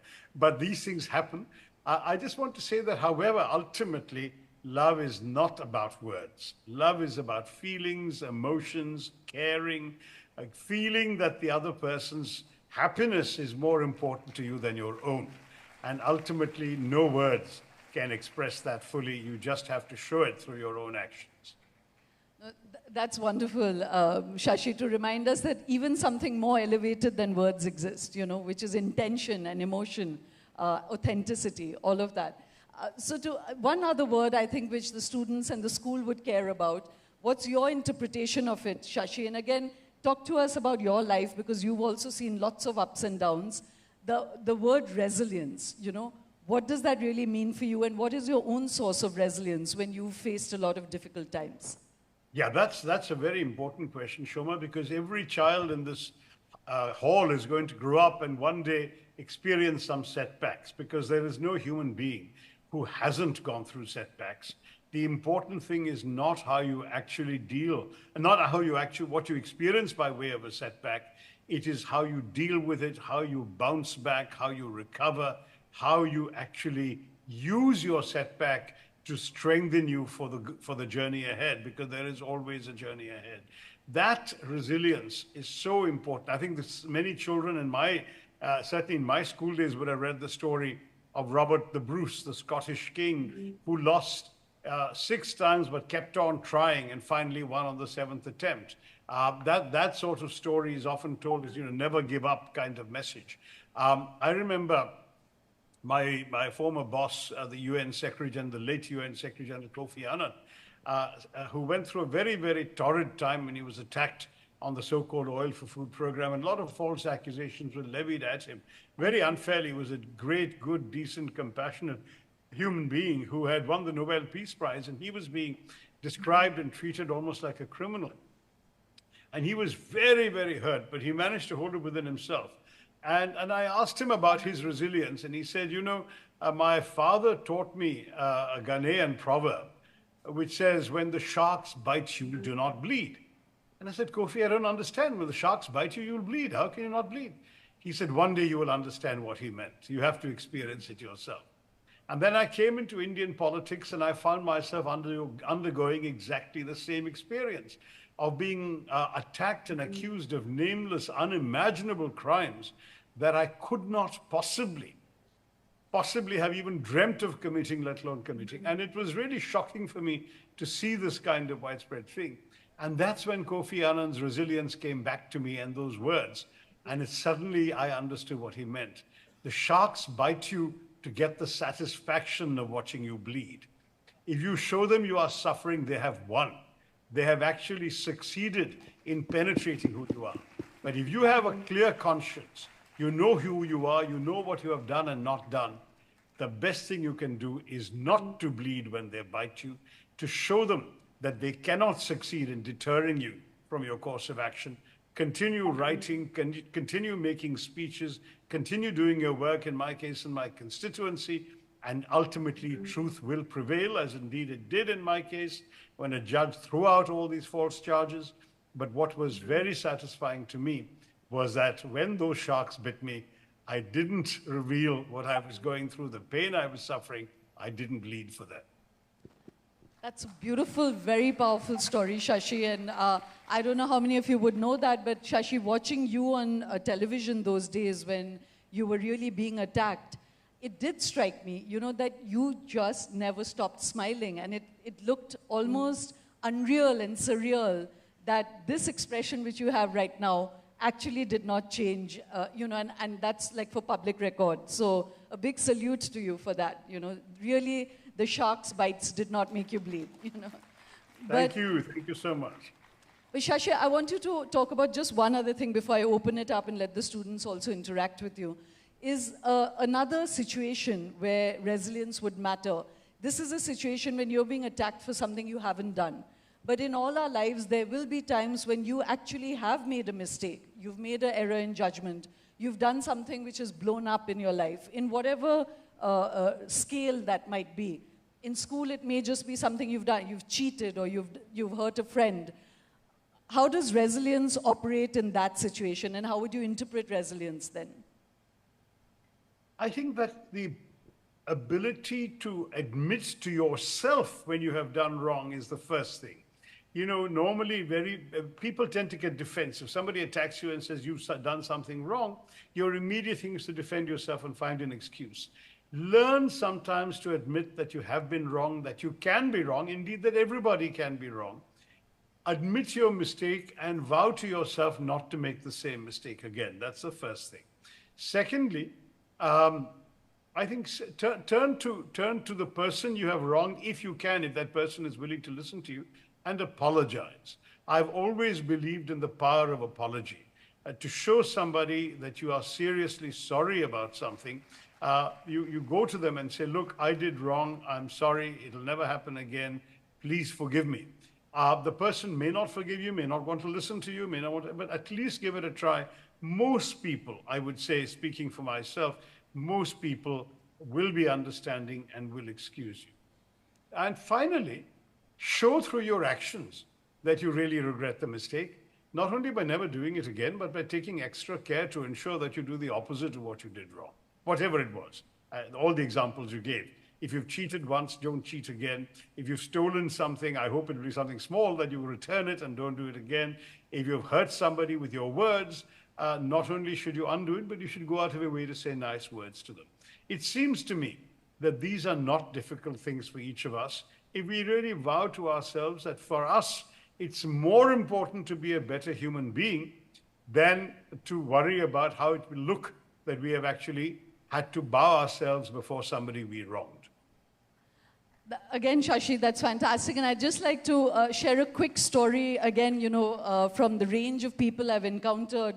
And Shashi, this will resonate with you. That when we are talking about the power of words, we also tell a story about ourselves. We tell a story about the world. We tell a story about ourselves. When we look into the mirror, you've described who you are. Who am I as Shoma? I've made a story about myself. And you spend your entire life living up to that story. Shashi has decided he wants to be a certain kind of Shashi Tharoor. That is a story. That's a power of words. And again, I'd like to share with you a story from Palestine and Israel, because that's so in the news right now. There were two parents. There was an Israeli mother whose son was shot by a Palestinian sniper. And there was a Palestinian man who was actually a militant. He went to jail. He resurrected himself. And then his 10-year-old daughter in a school, she was having a lollipop after school, and she got shot by an Israeli sniper. Now, both these parents could have added to the cycle of hate, but because of the power of words, because both of them wanted to break that, they wanted to apologize. So the Israeli mother actually looked for the Palestinian. She wanted to forgive. And that Palestinian family did not want forgiveness. They did not want to engage with her. And Shashi, she told me such a powerful story.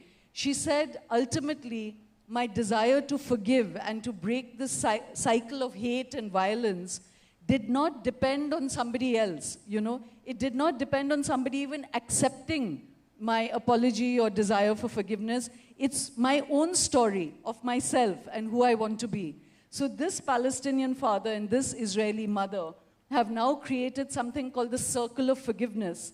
And they have more than 1,000 parents who have lost their children to war, but who do not, they meet and they create bridges. They've made soldiers meet, and they are increasing the cycle of forgiveness rather than violence. And that all came out of the story that they told about themselves with the power of words. That's a very moving story. And closer to home, let's not forget that Rahul Gandhi and Priyanka Gandhi have gone to the jail and met the people accused of arranging the murder of their own father and forgiven them.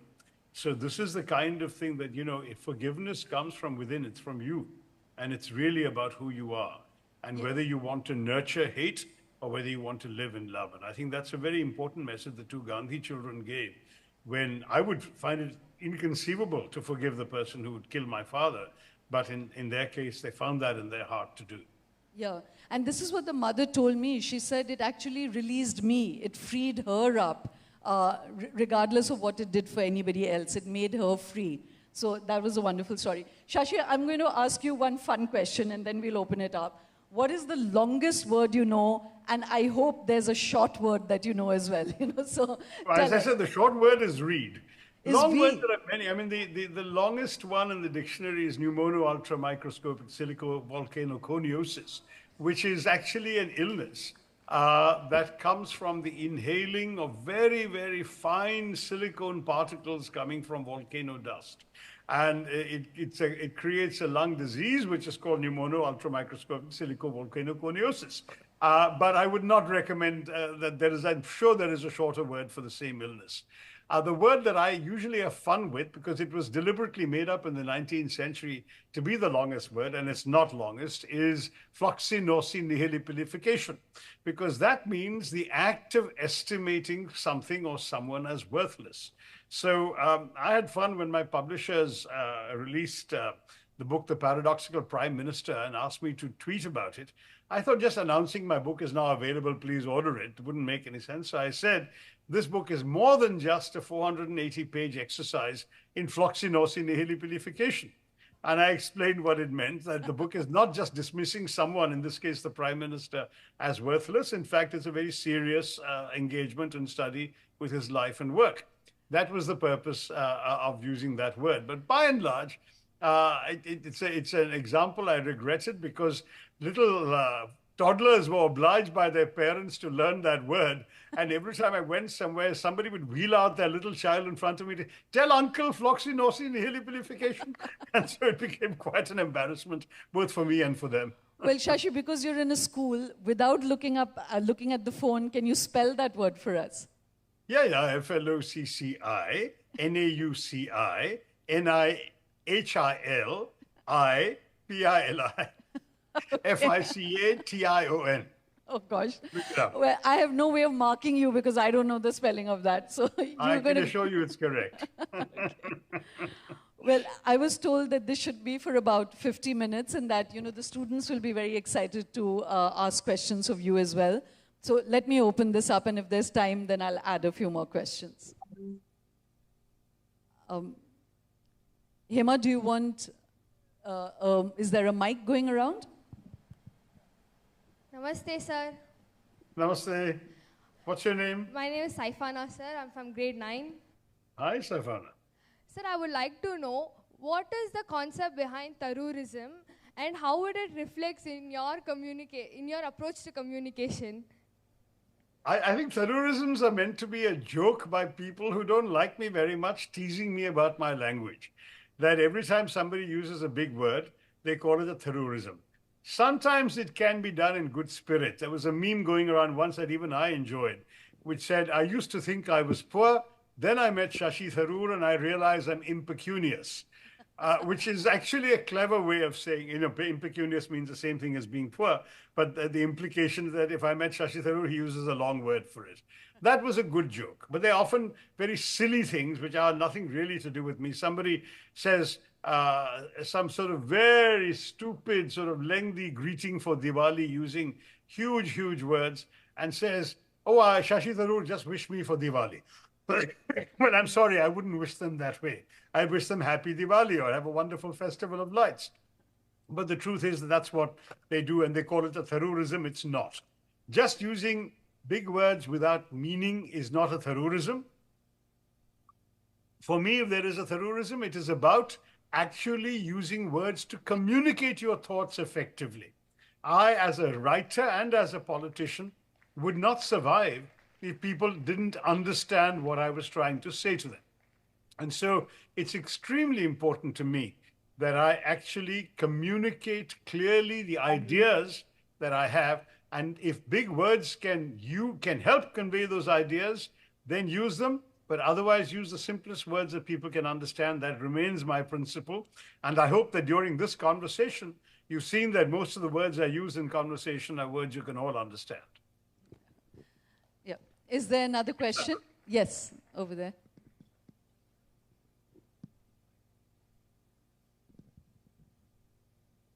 Namaste, sir. Okay, after that, we'll pass the mic to you standing there.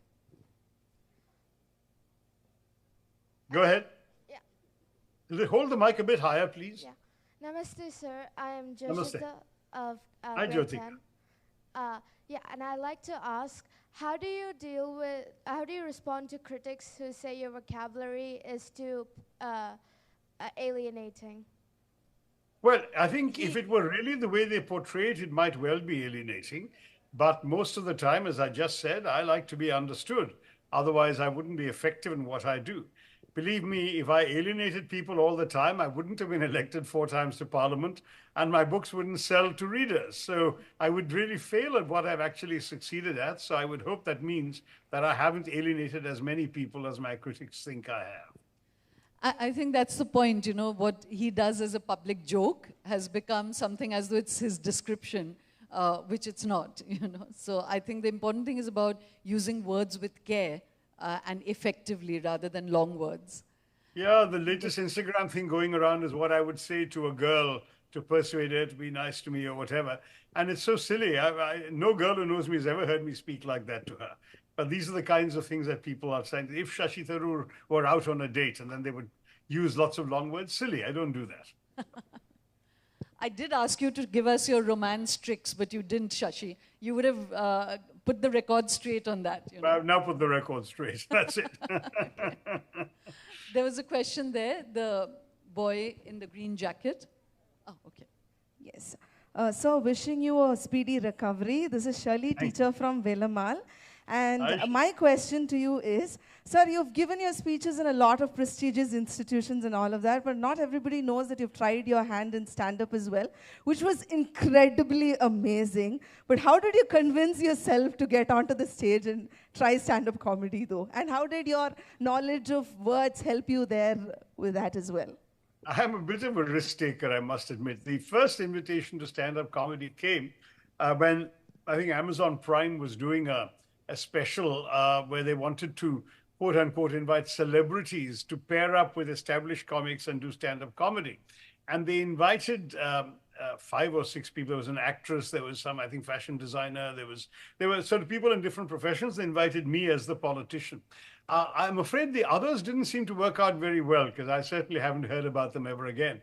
But mine kind of went viral, and it's still there out on Amazon Prime. And I said yes, because it was that very safe period that happens between the casting of the votes and the counting of them. This was the 2019 elections. So you don't know whether you won or lost, and you are at a loose end. You're not, you're still the MP, but with no real responsibility, since you can't do anything.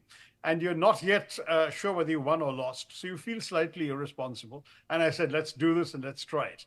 But I had a lot of fun doing it. Some professional comics helped me. And at the end of it, I think I did about slightly, maybe 1.5 times more than they actually broadcast. All the very political jokes that were also, perhaps they felt less desirable after Mr. Modi's thumping victory, they deleted. But most of what they kept were the non-political ones, and those were quite amusing, I hope, and you can still find it on Amazon. Then, when I was at the Jaipur Literary Festival a couple of years later, there'd been a long hiatus at COVID. During COVID, and the Jaipur Literary Festival at the British Library resumed immediately after COVID in 2022 or 23, I can't remember now, 22, I think. They asked me, 22, they asked me whether I would do a stand-up comedy to end the whole festival with. So I did one about the whole COVID experience and about being in London, because it was the British edition of the festival. And that is also available more freely on YouTube. You don't have to be a member of Amazon Prime for that. But I'm not going to do this too often, Shelley. My position is very clear. Rarity makes it more appreciated, right? So if I do it too often, it'll become, you know, they say in Hindi, "Ghar ki murgi dal barabar." You know, it's the chicken you see in the house all the time is just like routinely having dal. That's what the Hindi walas say. So I don't want to my jokes to become routine. Yes. You wanted to ask a question. Yeah. Where happened to the green jacket, Shoma? There he is. Greetings, sir. Hi. Yeah. So I wanted to ask. What's your name? Jeremy. I'm from Rue, Continum. Hi, Jeremy. How are you? I'm good, sir. How are you? Good. Not well. I could be better, but I will be better soon, God willing. Yeah, that's nice to hear. Sir, since you're very well read, what is one of the authors that has impacted your writing the most or had a great effect? Yeah, I read very widely, and therefore there are a lot of authors I would have to mention. The author that gave me most delight, I remember, who kept me sane when I was 12 years old, and my father, just 38, had a very bad heart attack and was battling for his life in a hospital. The only way I could keep my mind off just going crazy with worry and pain was just reading P.G. Wodehouse, because his world was something you could escape to, completely unconnected to reality, but a lot of fun, extremely hilariously plotted and brilliantly written, with a stylistic competence that very few writers can match, where he used very literate English to great comic effect. I would still recommend the works. They're timeless. He died in 1975, 50 years ago, and he died at the age of 94. So he really lived a long life, published 95 books himself. But every one of them is a delight to read, and I would recommend him very strongly. But everyone has different tastes, and I have multiple tastes. So I've enjoyed the Latin American magic realism of writers like Gabriel Garcia Marquez, who wrote 100 Years of Solitude, which I would recommend to all of you, or Maria Vargas Llosa, whose Aunt Julia and the screenwriter is a lot of fun, as well as being very high literature. I've read the American writers, people like John Updike and Philip Roth, modern American fiction. If you go to England, there are some very impressive, serious writers. In fact, I've acquired a couple of books of Hilary Mantel, who won 2 Booker Prizes, but I still haven't found the time to delve into them because of my political life. But she's very highly spoken of. There are the Russian writers. There's people like Mikhail Bulgakov, and of course everyone knows of Chekhov and Tolstoy. So there's a lot of amazing writing available. The East European writers who wrote under Soviet oppression were particularly courageous and interesting writers. And of all those, I would recommend 2. One is Milan Kundera, who wrote The Unforgettable Lightness of Being. And The Book of Laughter and Forgetting, both very powerful. They're not light, but they're very easy to read, very lightly written, short, accessible, very powerful books.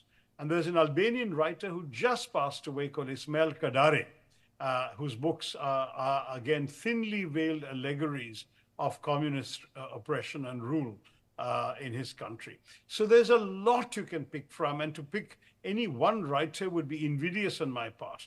I've already left out many that they didn't come to mind when I was speaking, but which I've read and enjoyed and appreciated. So read widely. My only advice to all of you is to read. I almost don't care what you read, because if you read good books and bad books, inevitably you'll be able to tell the bad books from the good books, because you'll know what works for you and what is powerful and effective or humorous and clever, what engages you, what doesn't engage you. All of that will come across in your own writing. And I hope you'll read me too.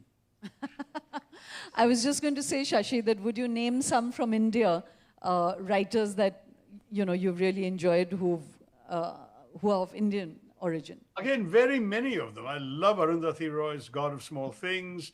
I've enjoyed many of Amitav Ghosh's books, particularly his fiction. I've really enjoyed Upamanyu Chatterjee's English August, his very first book. Vikram Chandra, who wrote some very powerful novels, Red Earth and Pouring Rain. There's a writer called Manil Suri. There's so many others, and there's still young people coming up and writing novels. I'm not even sure I can keep up with all of them, but there's some very, very good writing coming out of India. And I again want to stress, if I've left somebody out, it's by accident probably. Atish Tasir, and there's so many other good Indian writers who've given us so much to read.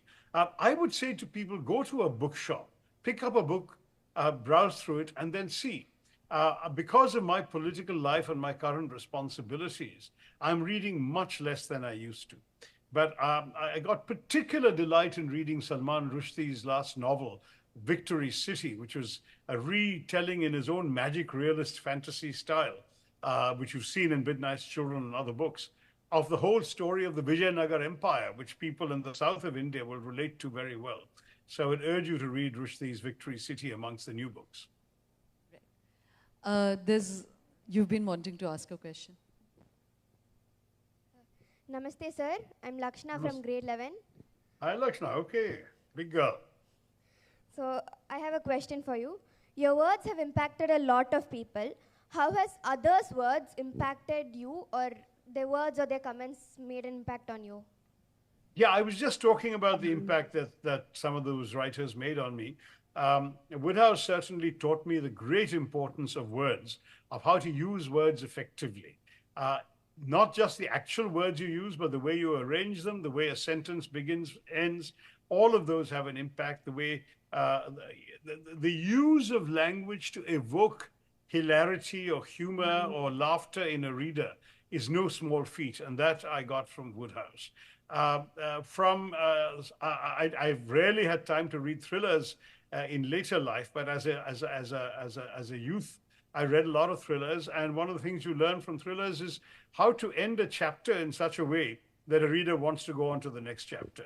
Many of these thriller writers, Agatha Christie or any of them, James Hadley Chase, there's so many of them, they are masters of the art of hooking you and keeping you hooked by making sure each chapter ends at some exciting point and you want to read on to find out what happens next. That's a very good trick of writing. But Shashi, I just thought that maybe, what you were asking, correct me if I'm wrong, is to say that one is in literary terms, but also you just mentioned Kofi Annan's words which really impacted you, but are there any others whose words may have shaped you and who you are. Oh, I see what you... Yes, you're quite right. I may have misunderstood her question. Yeah, Kofi Annan had a profound impact on me because he was such a fount of really timeless wisdom. I'll tell you something else he said, which was both clever and deeply insightful. Again, quoting his late father, who may not have said all this. When I asked him about, there was a particular member state that was being difficult towards us. And I said to Kofi, your Secretary General, why don't you just denounce them for what they're doing or what they're saying? And he said, with a smile, my father always taught me, never hit a man on the head when you've got your fingers between his teeth. Now think about that for a minute. If your fingers are between somebody's teeth and you hit him on the head, what will happen to your fingers? They get bitten off, right? And what he meant was, as Secretary General, I am dependent on this powerful member state on the Security Council on a whole host of issues. If because of this issue, I upset them, they could bite my fingers off. Very, very clever thought. And so sometimes, you know, the words embody an idea that actually influences you seriously in life. Yes, you've been wanting to ask a question. It's also about thinking through the consequences of anything you say or do, you know? I'm not a student of this great SSVM school, but I'm always your student, Shashi. You know me well. Hi, Kuriachan, yes. Hi, Shashi. I just wanted to convey this through this session of yours. All these youngsters are seldom smiling, but as Shoma said beautifully, you keep smiling in your ups and downs. I've been seeing this. What are the small techniques, one or two techniques you will tell this young crowd here, the youngsters, the students of this future India, great India, how to keep smiling and be successful? Well, first, I think, is to believe in yourself. If you have faith that you know what you are and that you will not let others define you by their accusations and criticisms, you will define yourself. You are the owner, the master of who you are. That is the first and most important conviction you must have in your life. Secondly, to be anchored in yourself. That is that not only must you know who you are, you must be rooted in that and try not to let yourself down. I think some of the people who try and fail may be trying to do things they're really not equipped to do. Not everyone can win the 100-meter dash. Not everyone can come first in the maths exam. Not everyone can sing a beautiful solo recital. Each one of us has different talents. Sometimes we may have more than one talent. Sometimes we may have, but we all have some talent or the other. Our talent might simply be that of bringing a smile to the face of the person next to us, of providing a shoulder to a suffering person to lean on. Whatever those talents are, know your talents and strengths and develop them to the fullest and be true to yourself. If you never let yourself down, you will find you don't let the world down either. That's a great note to end on. Thank you so much, Shashi. I think we're going to launch your book now, which you would have loved to do in person, but we'll do this virtually. And I'm going to let you take over. What a wonderful session. Thank you so much, Dr. Shashi Tharoor, sir. Thank you very much. In your illness, you have spread so much of wellness and the words of wisdom as always. Thank you very much. Round of applause, and thank you, Madam Shoma, as well. Thank you. Thank you. We managed an hour instead of 45, and I'm very happy to have We have one question. Sir, the demand for you is always there, virtual or in real. We have one more question for you. So if you can just answer that for us, please, sir. Yeah. Thank you, sir. Hello. Check. Yeah. Hi, sir. Dr. Kannan Girish. I had met you when you were HRD minister. And we have had a lot of conversations at that time. So my question is very simple. When you were a HRD minister, you had a lot of initiatives you wanted to do and, you know, a lot of nice things you had spoken about. Today we have the National Education NEP has come. Now the National Curriculum Framework has also come. What is your opinion about the current system of education right now? Is it what you had envisioned when you were HRD minister that's happening right now? And second question is, if there's something that you would love to change or something that you would love to add on to today's system, what would that be? Thank you. That's a vast subject, Dr. Kannan. I think we'll have to have a whole different session for this. It's impossible to give you a superficial answer because the issues are so complex. To begin with, the national education policy affects both school education and college education. And I think some of the reforms in college education are actually quite welcome. particularly adding flexibility, allowing students to take multiple courses. There's a lot there that I like. In school education, there's some things I welcome and some things I'm very concerned about. I'm not at all satisfied with the idea of getting Anganwadi workers to teach literacy, because many of the Anganwadi workers are not particularly educated themselves by definition. I'm not at all happy about the decision to allow schools to share facilities with schools up to a 30-kilometer radius away, because in practice, no school that doesn't have a playground is going to take their children to a playground 30 kilometers away every day. It won't happen, and this will just be a paper exercise to allow schools to function without adequate standards. Then there are some facilities which sound good on paper, but I worry about the practice. For example, when the Prime Minister says a child should be able to learn music and mathematics at the same school, probably true. But remember that mathematics, you need a mathematics teacher and a blackboard and a standard textbook. But music, you will need a music room or rooms. You will need different teachers with different instruments. You will need different people who can actually impart the right skills. And all that costs money. Who's going to pay for it? Is the government going to raise its budget sufficiently to subsidize all these innovations? Or are we going to make education more and more confined to the rich, where the parents will have to subsidize all this extra education because the schools will simply pass on the extra costs to the parents? And I worry about all of that, because I want education to be of excellent quality, and it would be wonderful if every school could offer both music and mathematics. But then government must help provide some of the resources for all of this, so that people are able to get benefits of all these enlightened innovations and actually benefit from them. But this is a very thin and superficial reading of a much more larger topic. We'll have to have a separate seminar on that one day, Mr. Kannan. I'll come back to all of you one day, maybe next year, for all of that. The questions can go on, the answers will never stop, but the show also will go on, because we have something very, very interesting lined up. It is an exclusive launch here at SSVM. Very often at home we hear this word, watch your words. Sometimes in politics we hear war of words. But today with Sir we understood to weave with words. It was absolutely fantastic. Thank you so, so much, Sir. Thank you. As we move on, his latest book, it's around the word in 101 essays. That's how special it is. A Wonderland of Words. His latest book will be launched exclusively here at SSVM School. It would have been great to have Dr. Shashi Tharoor right with us, but he's still very much here around. His vibe, his words, his feel is right here. So if I can request the management to please come on stage, please. Clap your hands. What a wonderful session this was. Thank you, Madam Shoma. You need to stay on stage. We will not let you go. We have more direct questions to ask you, because Coimbatore wants to know. Coimbatore wants to know. We will talk to you about it. Please come on stage. Bring the books out. A Wonderland of Words. And to receive this book, we've got few very special students of SSVM. First up to receive the exclusive launch edition of this book, we have from Ru Continuum, Kriya, a grade 11 1B board, completed 500 books. He's read 500 books before grade 5. He received an exclusive edition of A Wonderland of Words.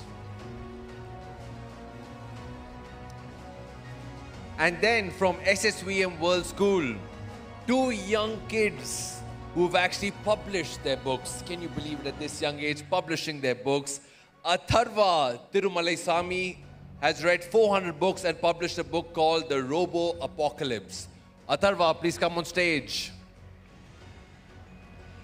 And the twin sibling, Diksha, as well, has published a book called The Lost Key. Grade 6, SSVM World School. They receive exclusive editions of A Wonderland of Words. Congratulations, you have a lot to read. You have some great words to Google.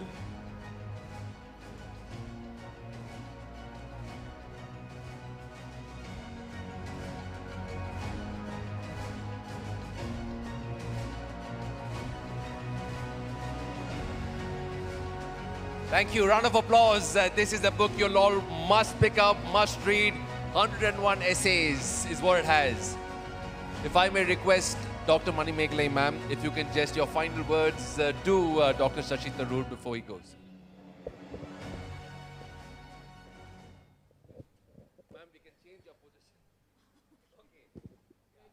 So thank you, Dr. Shashi Tharoor. From yesterday evening, we have to say that we were keeping our fingers crossed that you should recover early. And yesterday when I spoke to your personal secretary, Sunuk, I told him, even I'm ready to send a charter flight because our children are quite eager to listen to you, because today language plays a vital role, especially English.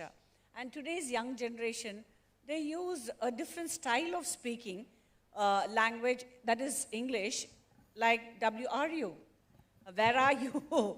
So in such scenario, people like you can be a big transformation for this youth. And I thank you with all the struggles you had given your time to come on a Zoom and enlighten our children with your beautiful message.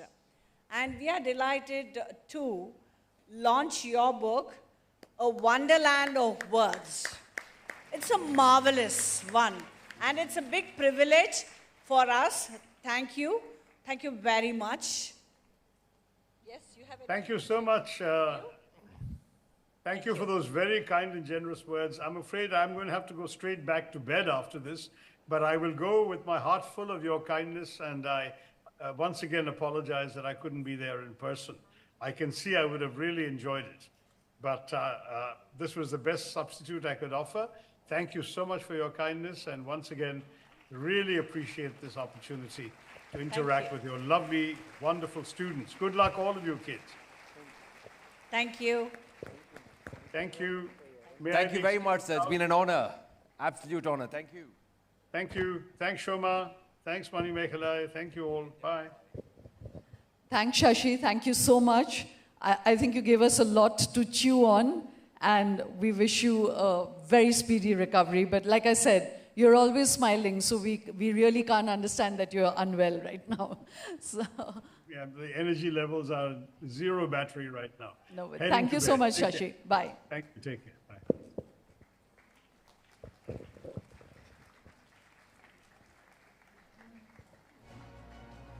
Okay, we'll move on. We'll move on. We'll move on. We have a lot to do.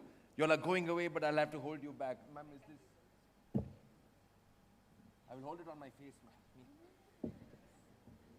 Okay, I'll manage this. Thank you. All right. As we move on, now it's time to go on to the Inspirational Guru Awards. We'll run through this very, very quickly, but it's very, very important as well. Teachers leave a lasting impact, not just in your lessons, but also in life. Not just in examinations, but also in experiences. We've got entries from across the country, and we have 25 teachers who we would like to award, different parts of the country, for the lessons they've taught, the methods they teach, and the impact they've had on the students. We'll kickstart this as we would like the teachers to come on stage and be felicitated, please. Dr. Madhusudana Sunabala, if you can please come on stage, sir. Clap your hands. Every teacher has toiled in.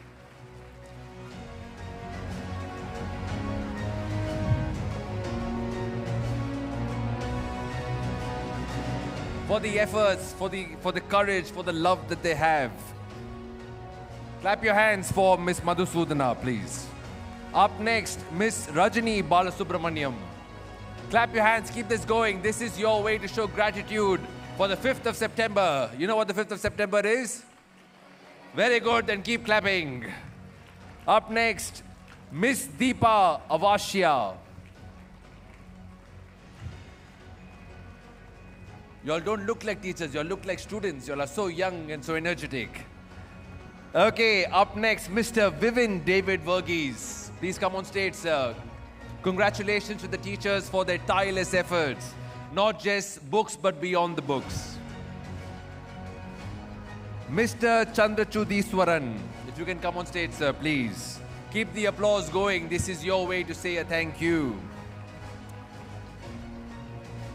Dr. P. Manisekaran. As they come on stage, this is our way of saying thank you. not just to the teachers of SSVM Institute, but also teaching as the profession, teaching as the service, teaching as giving back to society.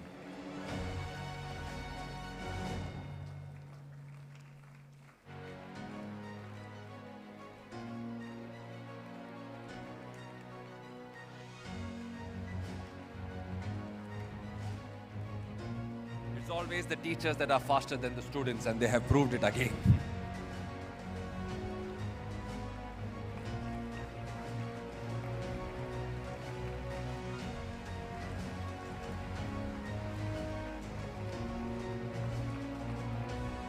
Dr. P. Manisekaran.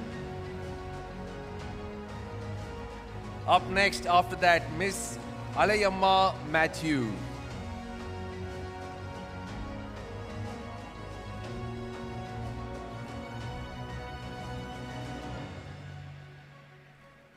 It's our chance to add a smile to the teachers' faces. It really is. They make us smile, they make us learn, they make us much better human beings. This is our way of making them smile, to know that we care. Miss Shirley. Do we have Miss Shirley here? Yes. Wow, you asked a lovely question, madam. Teacher asking a doubt is very, very rare. All right. Keep the claps going. We have lunch up next. Those who stop clapping will not get the sweet dish. Now it's getting louder. Wow. Okay. Okay, reduce the volume, I have to speak. Dr. A. Sudha up next. Lovely. Keep this going. Dr. Renu Patidar. You can please come on stage. Don't worry, ma'am, we're capturing this on all the cameras. 18 cameras are capturing you. Followed, after Dr. Renu, we have Mr. Vijay B. Who doesn't want dessert? Who's fasting here? All right, Mr. Vijay B.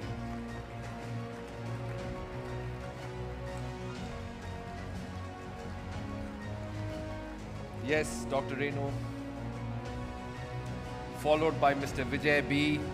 Then we have Miss Jyoti Sharma.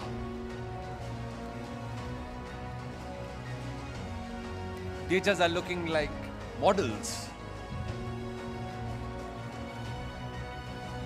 Miss Jyoti Sharma. Before that, Mr. Vijay B.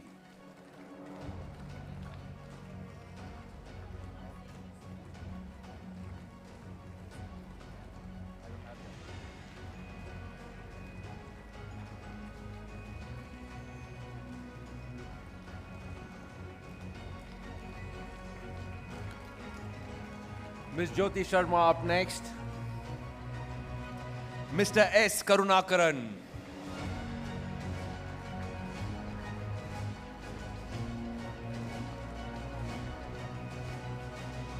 After that, Dr. Angelo Michael De Cruz.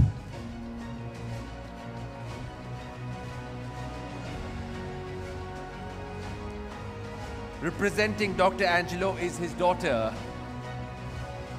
For a few moments, I was like, wow, that's a teacher. Lovely. I'm sure he'd be very, very proud of you. So happy to have you here. After Dr. Angelo's daughter, we have Miss Hema Malini. That's Dr. Angelo's daughter.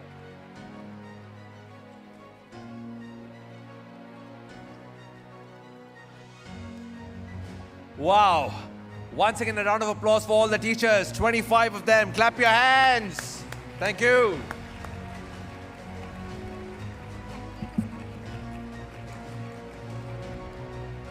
I request all the teachers who've been awarded now to come on stage, get this one picture that you rightfully, truly frame, and every student can as well. Mr. K. Kotandaraman from the Velamal International School, Chennai. Miss Alayamma Matthew from the Greenfield Chennai International School. Mr. Vijay B. from Shemford Futuristic School, Tirupattur. Miss Lydia Christina, Canary the School, Hyderabad. Mr. Ganesh KK from SBIOA Public Senior Secondary School. Y'all don't want dessert, it's sounding like that. Mr. Vivin David from the Ashok Leyland School, Hosur. Miss Nirmala Mohan from Chocolate Kids Play School.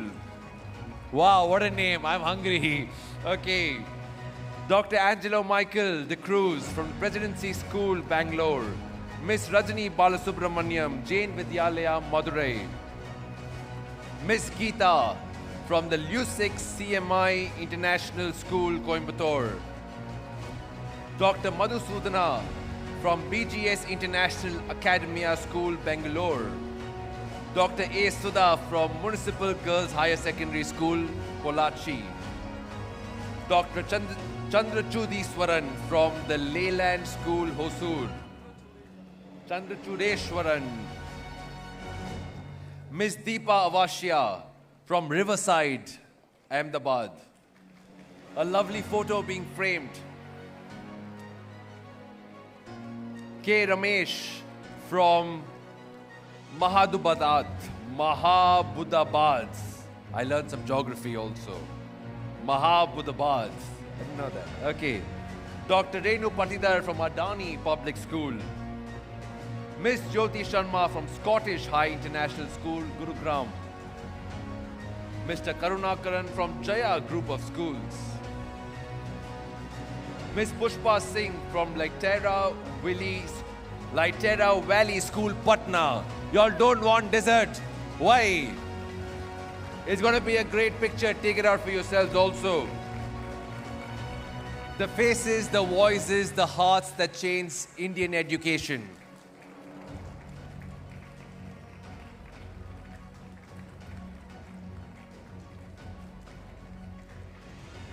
Miss Shirley from Velamal Global School. Mr. Balbir from Harvest International School. Mr. Kanabiram from Government High School, Udumalpet. Miss Hema Malini from Lifestyle Coaching. And the last two, Miss Sangeeta from Chennai and Dr. P. Manisekaran from Doctors Public School, Pudukkottai. Clap your hands, everybody. Our final chance to do this.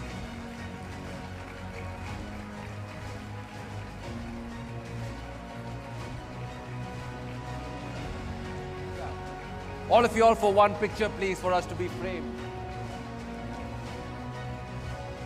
Take your pictures and frame this one as Dr. Mani Meghalai will join us.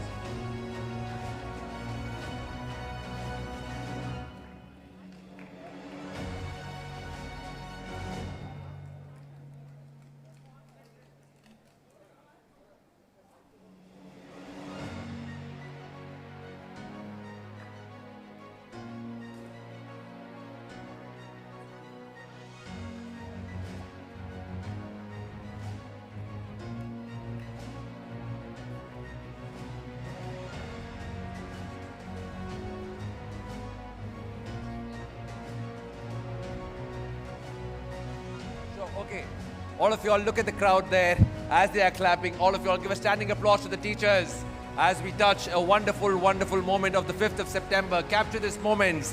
Let the cameras capture the wonderful smiles of the faces. Students, grab a picture, standing applause.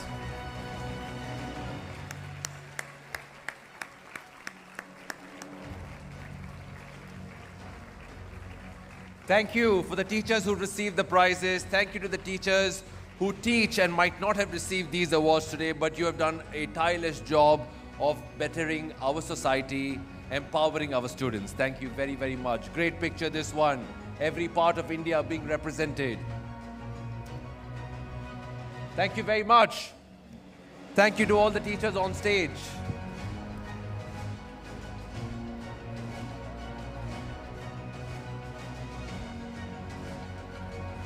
I request Madam Shoma also to be on stage, please.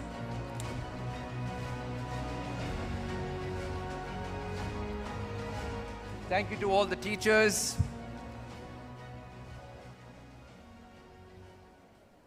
I request the management to please stay on stage for a minute, for 1 minute.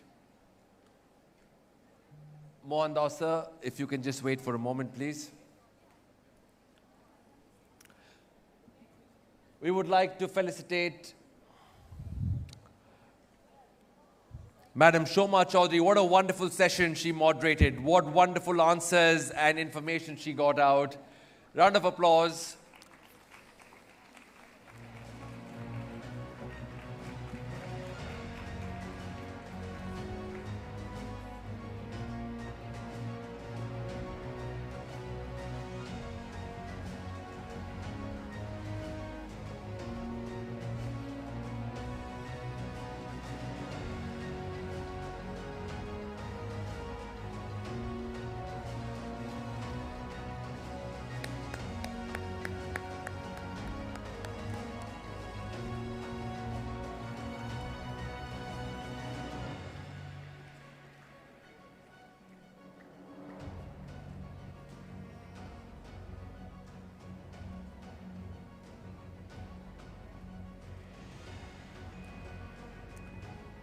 Yes, definitely.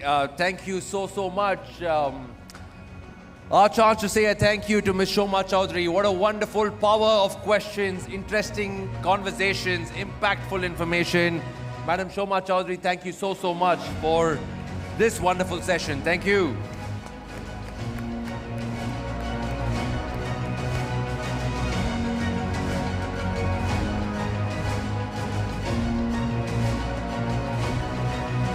Thank you very much. Take some pictures. Grab this one out. It's been a wonderful start to day 3, the final day. What a first half we've had. Absolutely amazing. Great information. So much of questions. Thank you, Madam Shoma Chaudhary. It was beautifully handled. Beautiful.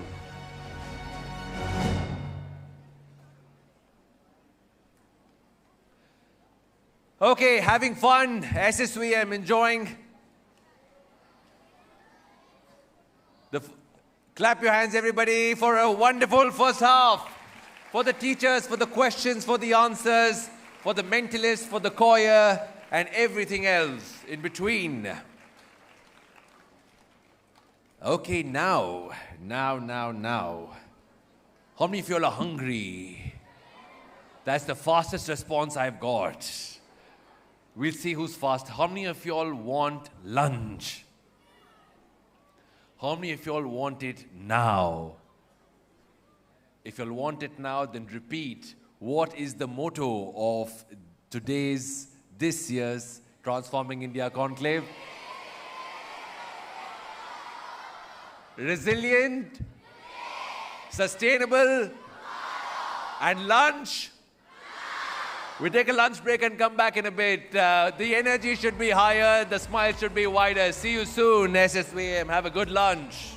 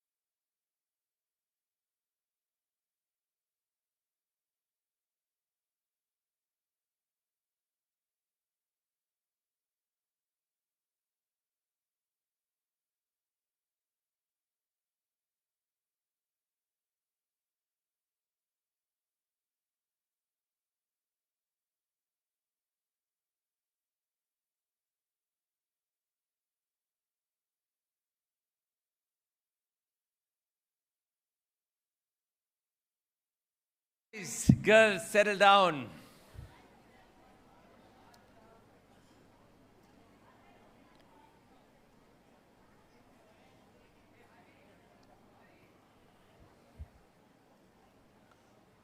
How many of you all had a good lunch? If you raise your hand, that's not energetic. If you say, yeah, then I know there's energy. Okay. What? Who said no? Someone said no. I'm a mentalist. I can also read. You, that girl, you said no? Okay, settle down. We're set for the second half of the final day of the SSVM Institutions Transforming India Conclave 24.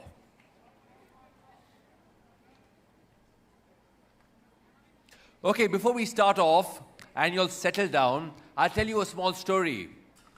Settle down quickly. I feel very teacher-like when I say, I will tell you a story, and then everybody, yeah, I think the story is better than the classes.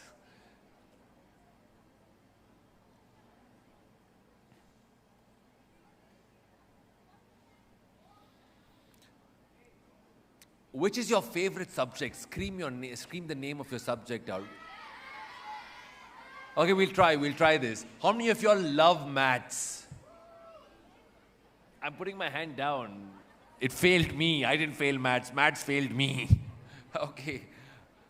How many of you all love science? Okay. How many of you all you'll have something called general knowledge? No? Okay, nothing like that? Okay.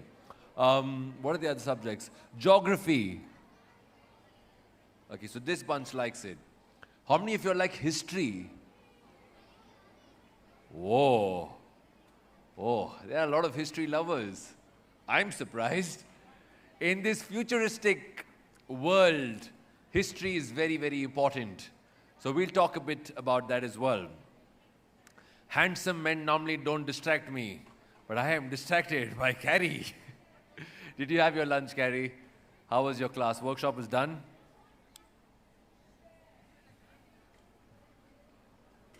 Okay. All right, people. Settle down, boys. You all enjoyed the first half. How many of you like the Mentalist Act?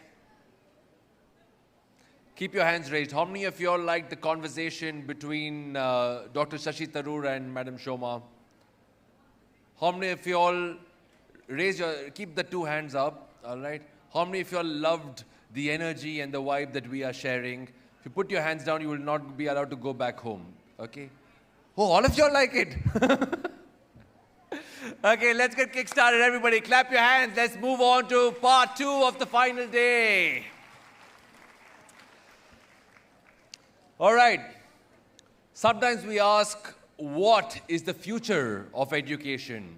Correct? How many of you all are wondering, how is the education going to be in future? How many of you all wonder that? Yeah. A lot of you all wonder, how is the future of education going to be? Even I don't know, but I probably know who is the future of education. They say it's in the genes. I'm the only one wearing jeans here today, I guess. But this one is a bit different. From Coimbatore, but preparing education for the world. From the heart of SSVM and RU, we have very, very safe hands to look after education for a very, very long time to go.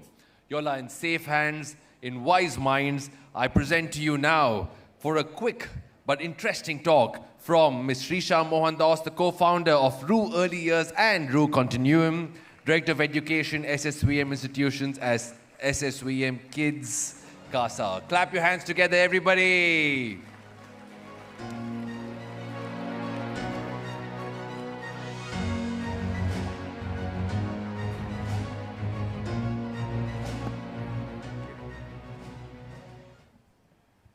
Well, thank you, Rajiv. A very good afternoon, everyone. Okay, this is lunch doing its trick. I know. It's also a very tricky thing. Thanks to the team for giving me the opportunity to speak right after you've filled your tummies. Well, can I go again. Namaste. Okay, that was better. Thank you for that. Well, these last 3 days have been power-packed, right? And it is definitely sad that we're on the last day, but again, this last day, has also been as enriching and as powerful as we all dreamt for it to be. And being the final day also happens to be the last afternoon of this 3-day conclave. And I'm so filled with deep sense of pride and gratitude, because the last 3 days we have been privileged to hear from some of the most awe-inspiring speakers, individuals who have set a fire within us. And they have shared their stories, their struggles, and their successes, urging us to think beyond the ordinary and to act with extraordinary purpose. However, as we reflect on their words, on each and every one of our speakers' words, let's remember that inspiration alone is not enough. It definitely must be coupled with action. So the theme of our conclave is resilient today and sustainable tomorrow. And this is not just a call to dream, but to do. And not just to be inspired, but to be the change makers this world so desperately needs. So it's in our hands to decide whether we would like to participate in climate action or climate inaction. And if I were to share a little bit about growing up when, during our schooling days, just like how we have the buzzwords, we've heard it, sustainability, climate change, we've heard of global warming, and these words, the terms keep adding on, carbon footprint. Of course, it is important for us to talk about it, share inspiration, share our unsatisfied feelings as well about what's happening around us. But it is very much important to act upon it, right? Decades and decades pass by. We come up with new terms. We come up with new ways of framing the terms for the need of the hour, and not just need of the hour, the need of just life and sustenance. We look around us, and it is important for us to just pause for a moment and look within us.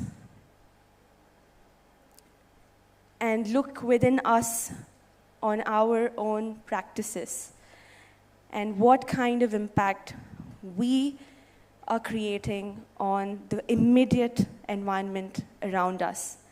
And so if sustainability is simple, we meet the needs of today for a future that is not compromised, a future generation that does not experience a compromised living. So sustainability is that simple, which is why we're talking about being resilient today, working on it, taking action. And so that we can see an environment where even today we can live in comfortably and also leave the ones to come in a place where they can also live. And one of the most poignant messages we have received was from Mr. Arun Krishnamurthy, who reminded us that there is nothing wrong in knowing what's happening around the world, but it is also important to know about what's happening in the environment around us, the ecology, and the life around us. And do you remember when Wing Commander Rakesh Sharma shared about his experience zooming out and looking at India from the space? And it reminds us of how small, how tiny of a being we are amongst this whole universe, and not just the universe, but our country. But we need to take that responsibility to preserve the beautiful country we have. And Dr. Shashi Tharoor this morning beautifully mentioned that it's important to start with change from us, from each one of us, and the world is automatically impacted. So these words strike at the very heart of our mission as students, yourselves, educators, and responsible citizens. And in a world where information is at our fingertips, let's not lose sight of the reality that surrounds us. The trees, the rivers, the wildlife, the birds, the air that we breathe. The environment is not a distant concept. It is our immediate reality. And if we ensure a sustainable tomorrow, we must begin by acting upon it today. So, like I said, this conclave is not just about discussing ideas, it is about translating these ideas into tangible actions. And it's our responsibility. And it does not just end when we leave this auditorium. In fact, it begins right here. So each one of you have the power to make a difference, no matter how small your action is. Let it be when you're going in your school buses, your car, just reminding yourself not to throw out a package of, cookies or water bottle, and probably holding off your parents' hands, holding off your friends. And that can act as a reminder, and you're already starting to make that change. And be resilient, be perseverant as well. Don't just stop with one, but continue making your action matter. So whether it is even by, like I said, stopping littering, reducing waste, conserving water, planting trees, or advocating for change in our very own communities, every action counts. So remember that resilience is not just bouncing back, but it is about moving forward with purpose, with a vision that is rooted in sustainability.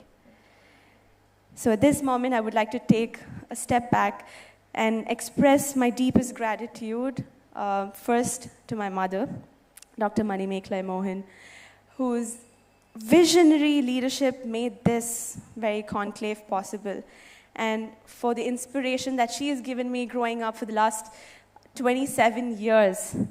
And unimaginably, the contribution that she has made in the last 27 years, also consciously to the environment, has been very inspiring.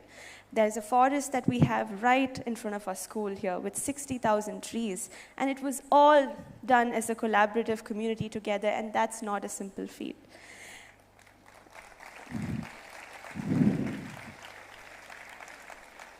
And each one of you as students, you are also inspiring. So thank you very much to you, each one of you, because I have heard and I have seen myself firsthand the stories where there was a program when we did Planet Protector Academy at school, and there was a grade 2 child, so sweetly when we said, we're going to stop bringing one-use plastic to school. And this child, you would not believe, she stood at the gate fighting with her mom, saying that I will not be bringing the plastic bottle, and the mom had no choice because she did not have an alternative the other day. And there was this whole battle going on there, and she cried, she stood there and said, I am not going to use one-use plastic bottles anymore, and I need a reusable bottle. So let's just go back home and bring it. I am ready to miss school just for that moment. So that, stories like that is inspiring. And when you, as students, we did mass cleaning initiatives, we have been, as part of this community, so much together. And it is important for us to remember that even though you're at school today, and these little actions, whether it means little or big for you, it really, really matters. So thanks to all of you.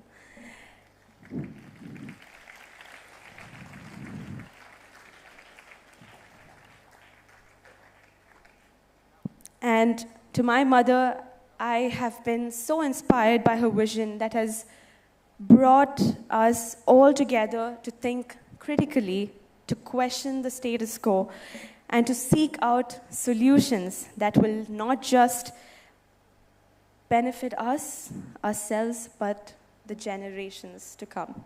So thank you very much, Dr. Manimekle. And now, I would definitely like to extend my thanks to my dear father, Mr. Mohandas, right here.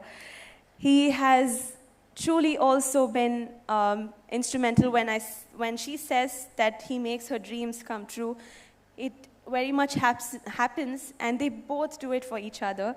And I've seen that growing up. And so passionately, he had also brought in renewable sources of energy in the construction, in the building that we have very much, made in Alangumbu in SSVM, the residential campus. And you can see the passion that they bring into the environment. And this all started long time back. So it is not a new word. It is not...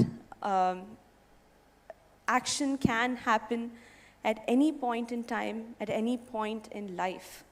And every little action, every little thing that we do in any career choice you make, thinking about environment and other beings in our ecosystem is very much possible.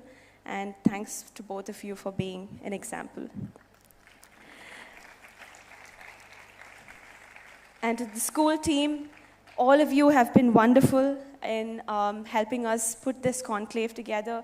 And every one of you, the educators and the students, the volunteers, thank you so much for being a part of this.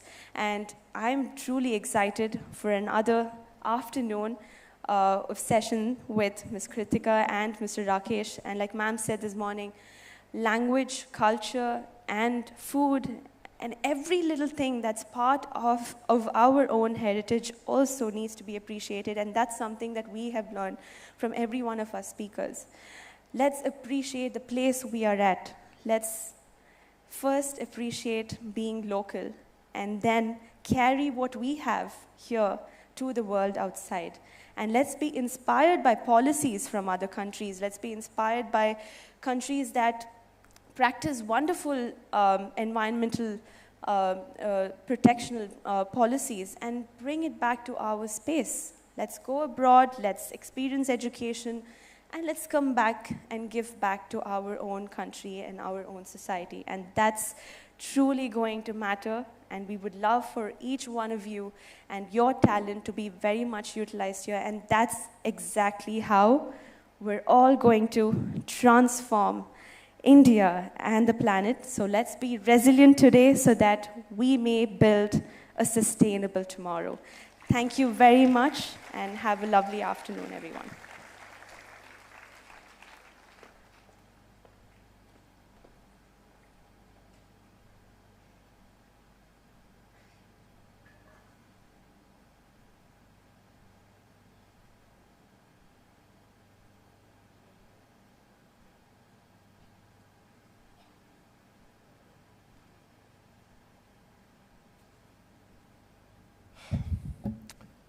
Fantastic.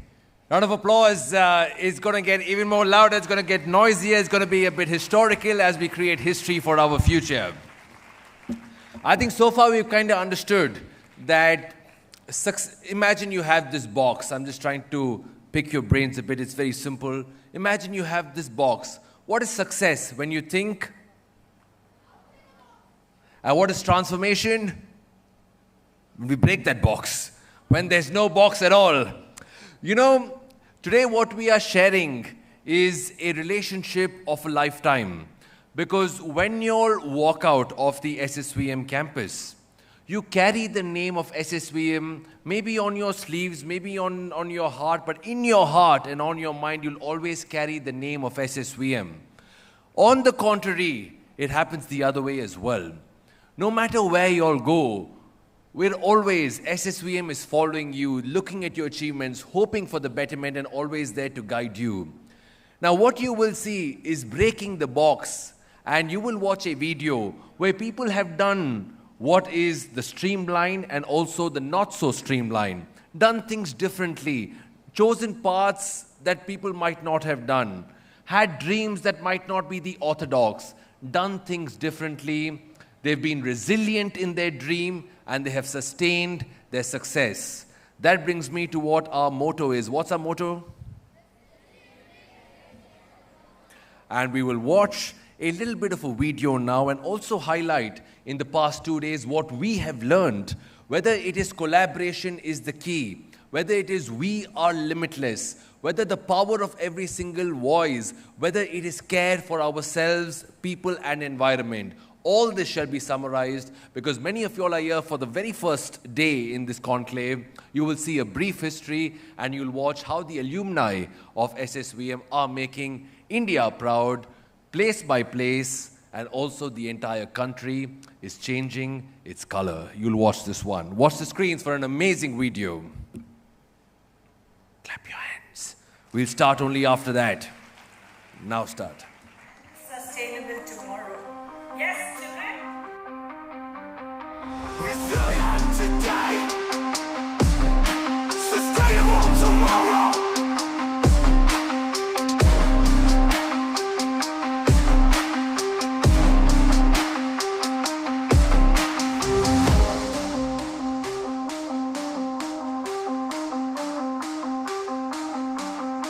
Resilient today, sustainable tomorrow.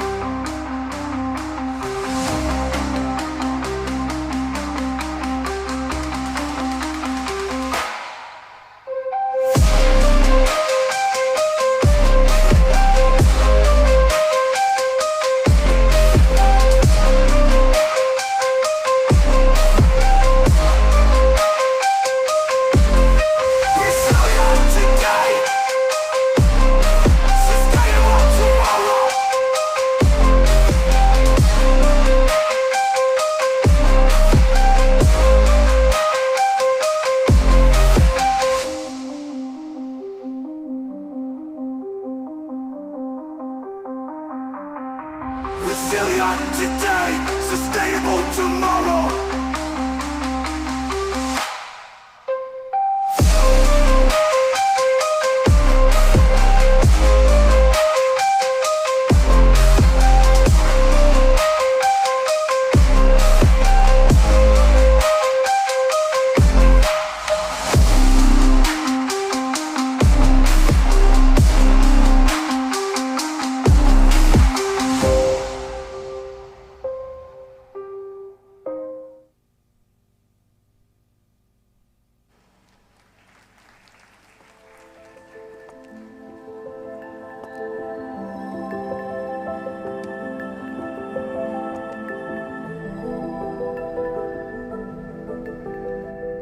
Sometimes transformation looks like remembering your inner child. Singing for me has always been a leap to reach as a child, until one day I became a playback singer. Tapping your inner child can push your ability to transform anything around you.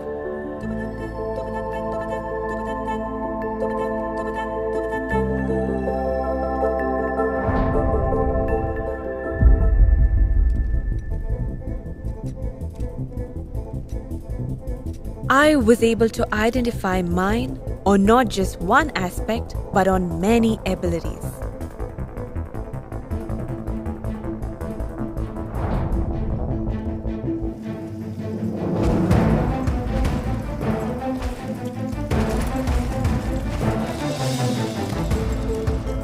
Watching other people transform into their best versions is also a form of happiness.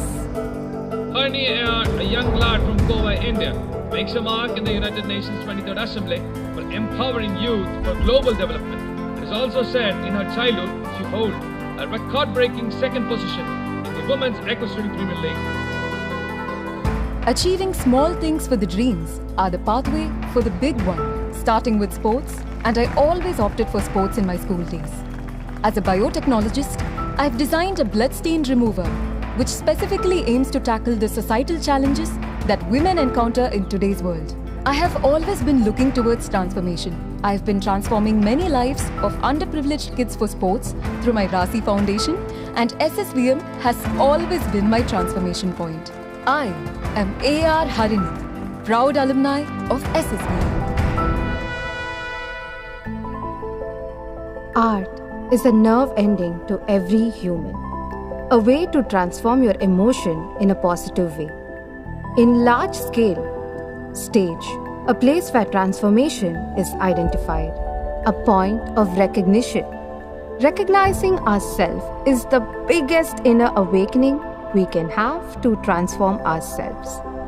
Sometimes, life is also about living it for yourself, and identifying your transformation is where you meet success. Successfully, standing here as an SSVM alumni, I transformed and identified myself in the same room, hall, stage, where I transformed to become a successful independent journalist and a business entrepreneur, inspiring many women to come out of their shells and tread towards their dreams. I am Vincy Ethan, a proud alumni of SSVM. Transforming dream to reality for women has always been different. Chaos, anxiety, peer pressure hits us hard. But a sheer focus and target can take our lives many years forward successfully. Standing here as world number 2 in the Billiards Women Championship, I ran, cried, vented, and transformed in this same room. I am Snendra Babu, another proud alumni.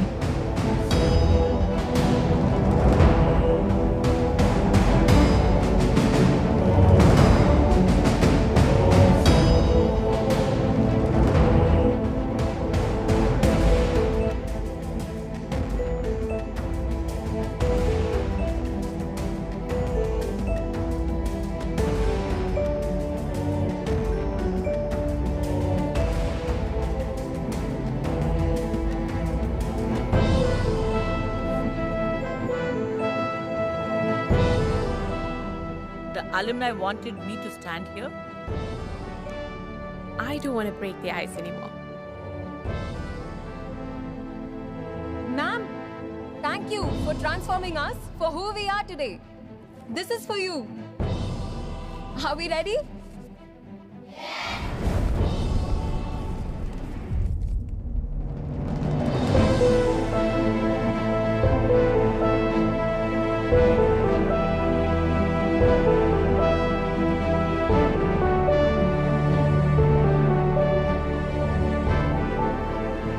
Very nice.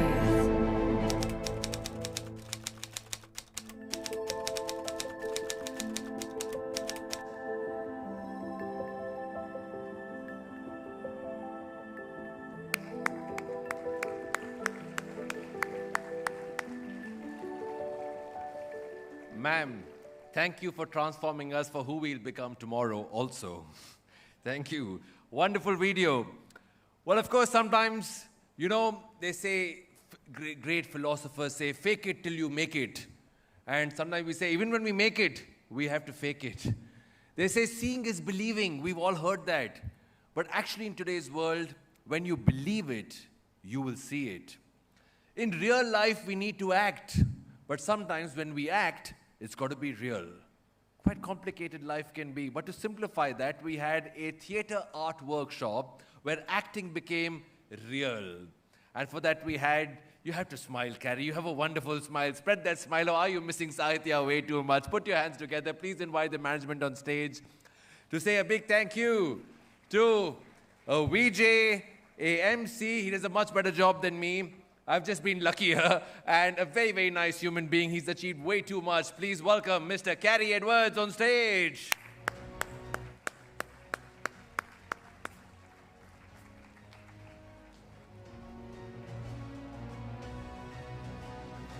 I just heard the workshop was wonderful.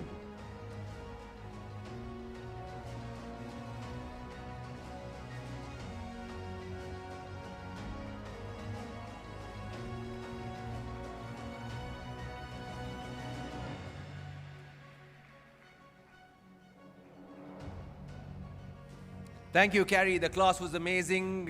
Young students got exposed to the art of theater, acting, dialogue delivery, body language, and so much more.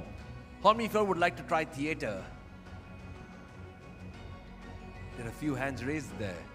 How many of you want to get into the film industry? Oh, quite a few hands who want to try theater. Okay, we'll do one thing. Carrie has a flight this evening. We just cancel it and we can have one more class.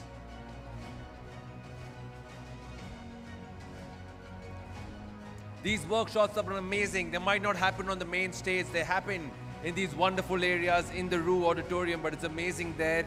Wonderful classes, great turnout, amazing interaction. And for those who are taking those classes, a big, big thank you. Different arts, thank you. Clap your hands, everybody. Thank you. It's time to move on. Thank you, Carrie. Thank you, management. Thank you so much. Okay. Thank you, sir.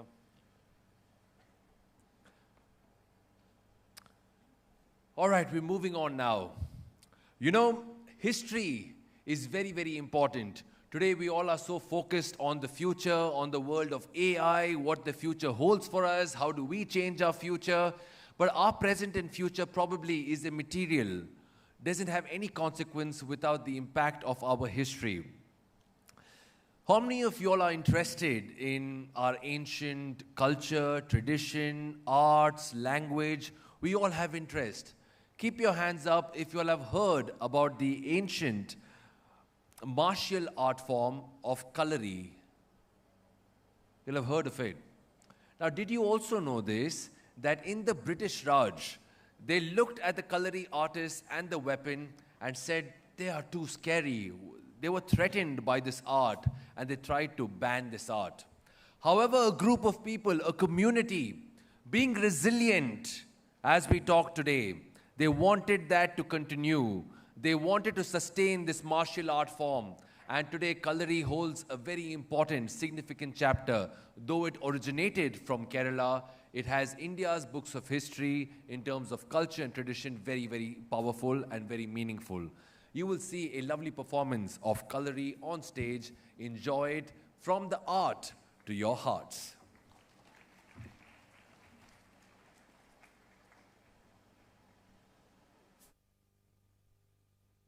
We are now going to present a short segment of Kalaripayattu. Kalaripayattu dates back to more than 2000 years and is considered as the mother of all martial arts in the world. Bodhidharma, the Buddhist monk from southern India, who founded the Shaolin temple in China in the 6th century, developed Kung Fu from Kalaripayattu, the martial art form tempered through devoted discipline and intense meditation.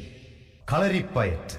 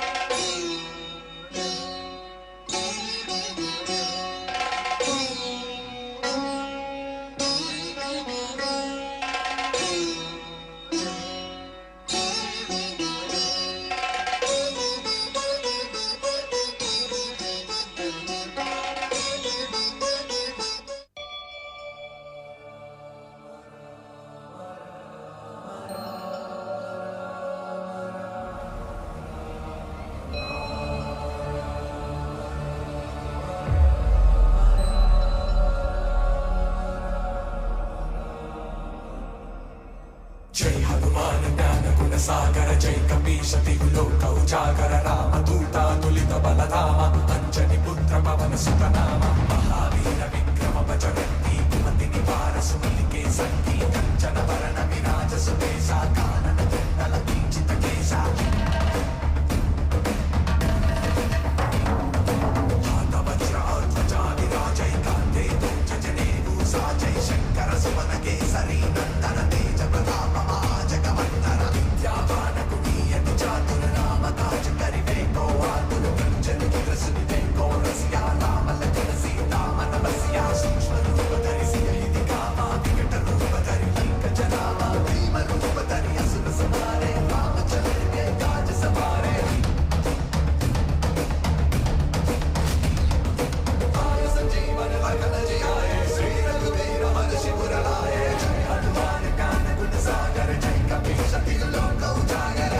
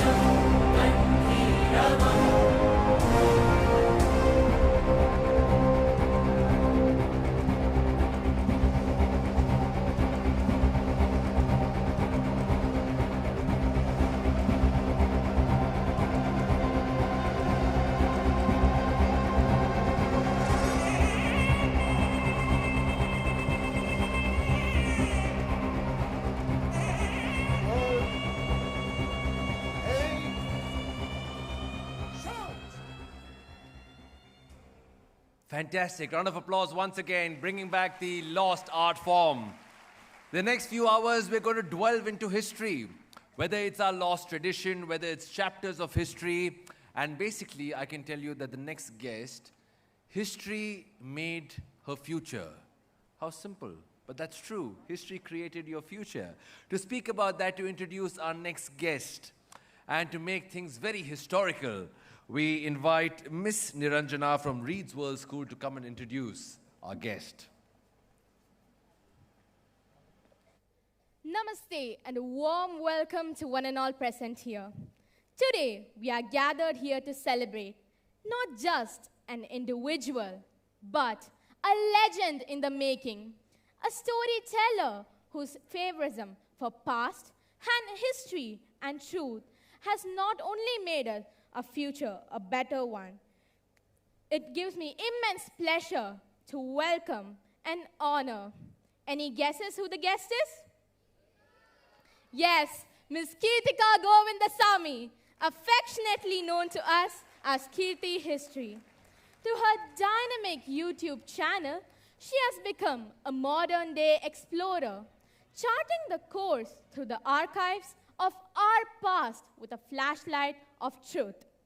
At the National Creators Award, she was honored with the title of the Best Storyteller by none other than our esteemed Prime Minister, Shri Narendra Modi. Ma'am, may your passion remain as fierce as a blazing fire, and may your voice continue to resonate as a guiding star in the night sky of truth. Please put your hands together to welcome Ms. Kirtika on stage. Ranjana, you did a wonderful job. Okay, how many of you all said you all love history? Everyone likes history. I never liked them, to be honest, until I started watching her videos. I know you all are lying. No, we have no reason to lie to you. Okay, you know, how many of you all have seen her videos? We'll start off like this. Do you know about rapid fire? Oh my God, yes. So in every video that she does, in every interview that she does, she asks her guests, do you know about rapid fire? And she asks some rapid questions. But Kirti History, that's the name you have created for yourself, recently awarded by the Prime Minister as the most impactful influencers in our country. How did you and history start a relationship? How did that happen? Okay, it first started when I was in 7th standard. It was a history class. We had a training teacher. She spoke about the Indus Valley civilization. So I had one question. I asked her, how do we know this is what exactly happened? Like, how do you know? What if the person who wrote the book, you know, there are chances it may not be true. So I asked her, she said, there are people called archaeologists. So they'll dig out and they'll find evidences. From that, they'll connect the dot and they'll tell us a story. That day, I decided I wanted to become an archaeologist. So wherever I go, if anyone asks what do you want to become, I would say archaeologist. Then in my, when I joined history, the first day I entered the class, I was a late admission. The professor asked me, what do you want to become? She's a history professor, by the way, the kind of college I studied in, I'll tell you. I told, I want to be an archaeologist. She said, what is that? She asked me, what is that? And she's a history professor. I was like, dude, I'm done for 3 years. Did you call her dude? No, I'm not going to call her dude, but in my mind, I thought, okay, where do I go? What did I do to myself? Like, come on. You are a history professor and you don't even know what's an archaeology, and am I supposed to learn from you for the next 3 years? So, yeah. That was the germs of trying to be an archaeologist. But first is to do what you dream of. Another one is to dare to dream and dare to do. Now, we all have seen her videos. We know that she says our history books, some chapters are a work of fiction.